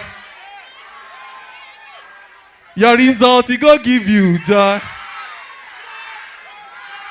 Make some noise in the line one time. Do I have some day one Fuse fans here tonight? I mean this afternoon, sorry. I'm not talking about finesse Fuse, I'm talking about Fuse, Mr. Producer, you understand? I'm talking about Reedy Makula, you understand? I want to Olamide Bado, I want to Lil Kesh, you understand? I want to Bariga, you get me there. So one more time, do I have some day one Fuse fans in the house? Oh yeah, man. For those that don't remember, me and my DJ wants to take it back a little bit, you understand? Can we party small, you get? More we remind them, you get? Sean, give me a few views, man. You remember this one? You don't say. Hey. One time. I need you to party with me now. One time. This side. Say. I see your daddy with a turn up. When people hear the belly, they go turn up. Hey. They go turn up. Ladies, they feeling it while they turn up. One time. Sean, give me another one real quick. I feel the energy on this side. Hey. I see you. This side I see you. One time. Say. Whoa. Energy is going. Hello, say money moto. Yeah. Segun show my second time. Yo, Sean, another one. You plenty. Everybody say Reedy Makula, yo. Let's go, Sean. I'm a cool me. I'm only keep my parrots and keep it cool me.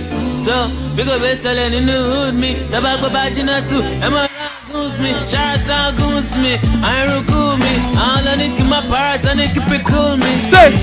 We go be selling in the hood me. Say. Tobacco bajina too. Say 1, 2, 3, go. Bajinas come found goose me. Bajinas meji found goose me. Bajinas risi come along. Bajinas. Will up, Sean. Everybody say Reedy Makula, yo.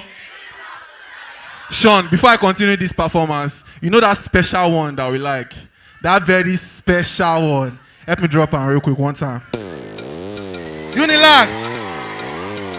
You don't take on long. It's been over a decade, though, I lie. This side, take it outside. Say what? This side, take it inside. Hey. One time, baby. Now then the fans just be with Hey. us. I know what I learn, what I them. Hey. And I go there. Hey, say, city. Money now. We know they count the money now. We fully loaded ready on this now. Na. Say, Sheko Wale. Odurosoke.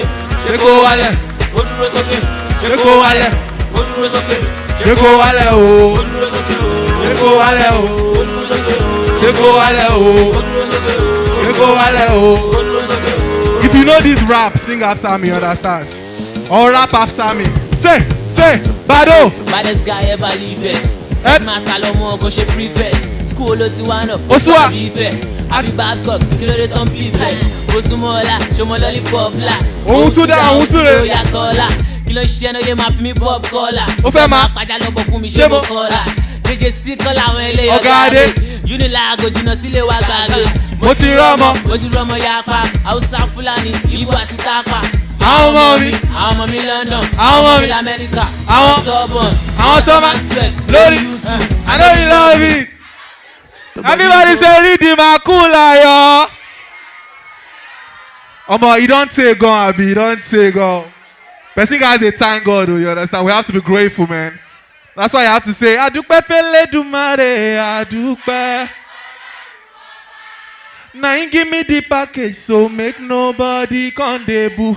Oh yeah, when I do titi kati, they dance, they josie. Oh no, oh no, oh no, oh no. Say, let's go one time. Unilag, Unilag, Unilag, turn up, turn up, turn up, turn up, one time now. Hey, energy on this side, say, yeah, say, this side, say, yeah, no, no, no. Whoa, whoa, whoa, whoa, whoa, whoa, whoa, whoa, oh, na, na, man, oh, na, na, man. Oh, yeah, remember back then, for Barika, me and my chica, they chill with the sapa, and Bukata, but for the matter. Eruku Pogon for the Zanga. Now the music, now you give me liberty. Call it freedom, and they fuck life. They walk on down, and I go chop them till the kingdom come. Oh yeah, do pepele do mareo. Now you give me the package, so make nobody come the buga.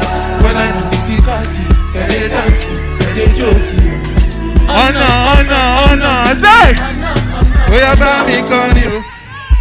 Pa mi kiolong, ora casa amigos, ante oncolos, oncolos, mo cello, cello, mo ti cello, cello, mo ti cello, cello, mo ti cello. Say, say, say, say, say, story, story, oh. Hello, been on the bench, I be waiting for Oluwa to come activate me. Now small boy don't turn big man. I wish mommy can see me now. Fine ladies won't want me now. One time, everybody say, say. I do my fele do mare. Now you give me the package, so make nobody come the book. When I do titi kanti, they dance, they josie. Say, oh no, oh no, oh no. We are bami konyo, bami kiolong, ora casa amigos, aje onkolosi, mocello Moticello oh no no Moticello Sean, hold it, say one time. Nobody go cosign, and you know everything I do is nobody else concerned. Eh? Sure you go come online, ya sing bo. Along about, shake it, baby, shake it. Electricity. Hey. Vibes on a frequency, yeah. Till infinity. Steady on a different beat. Life is not that deep. It's all about the energy, yeah. My mentality. Now you make a man worthy. Nobody go sign. And you know everything I do is nobody else but sign. Over there, say. Sure you go come online. And I see darkness all around me, but I know I'm the light. Say, shake it, baby, shake it. I feel your vibration. Fine girl on motion. Beautiful temptation. Hot girl on rotation. Shake it, baby, shake it. One time on tonight. Electricity. Vibes on a frequency, yeah. Till infinity. You know I'm steady on a different beat. See, love is very sweet, but first you must get the moolah. Na sakpa o. Now you make it my worry. One time. Nobody go cosign. Yeah, and you know everything I do is nobody else concerned me, but sure you go come online. And I see darkness all around me, but I know I'm the light. Say, shake it, baby, shake it. I feel your vibration. Fine girl on motion. Beautiful temptation. Hot girl on rotation. Shake it, baby, shake it. Sean, hold it. One time, everybody say, nobody go cosign. And you know everything I do is nobody else concerned. Unilag. I love you guys, man. Thank you for having me, man. Electricity, vibes on a frequency.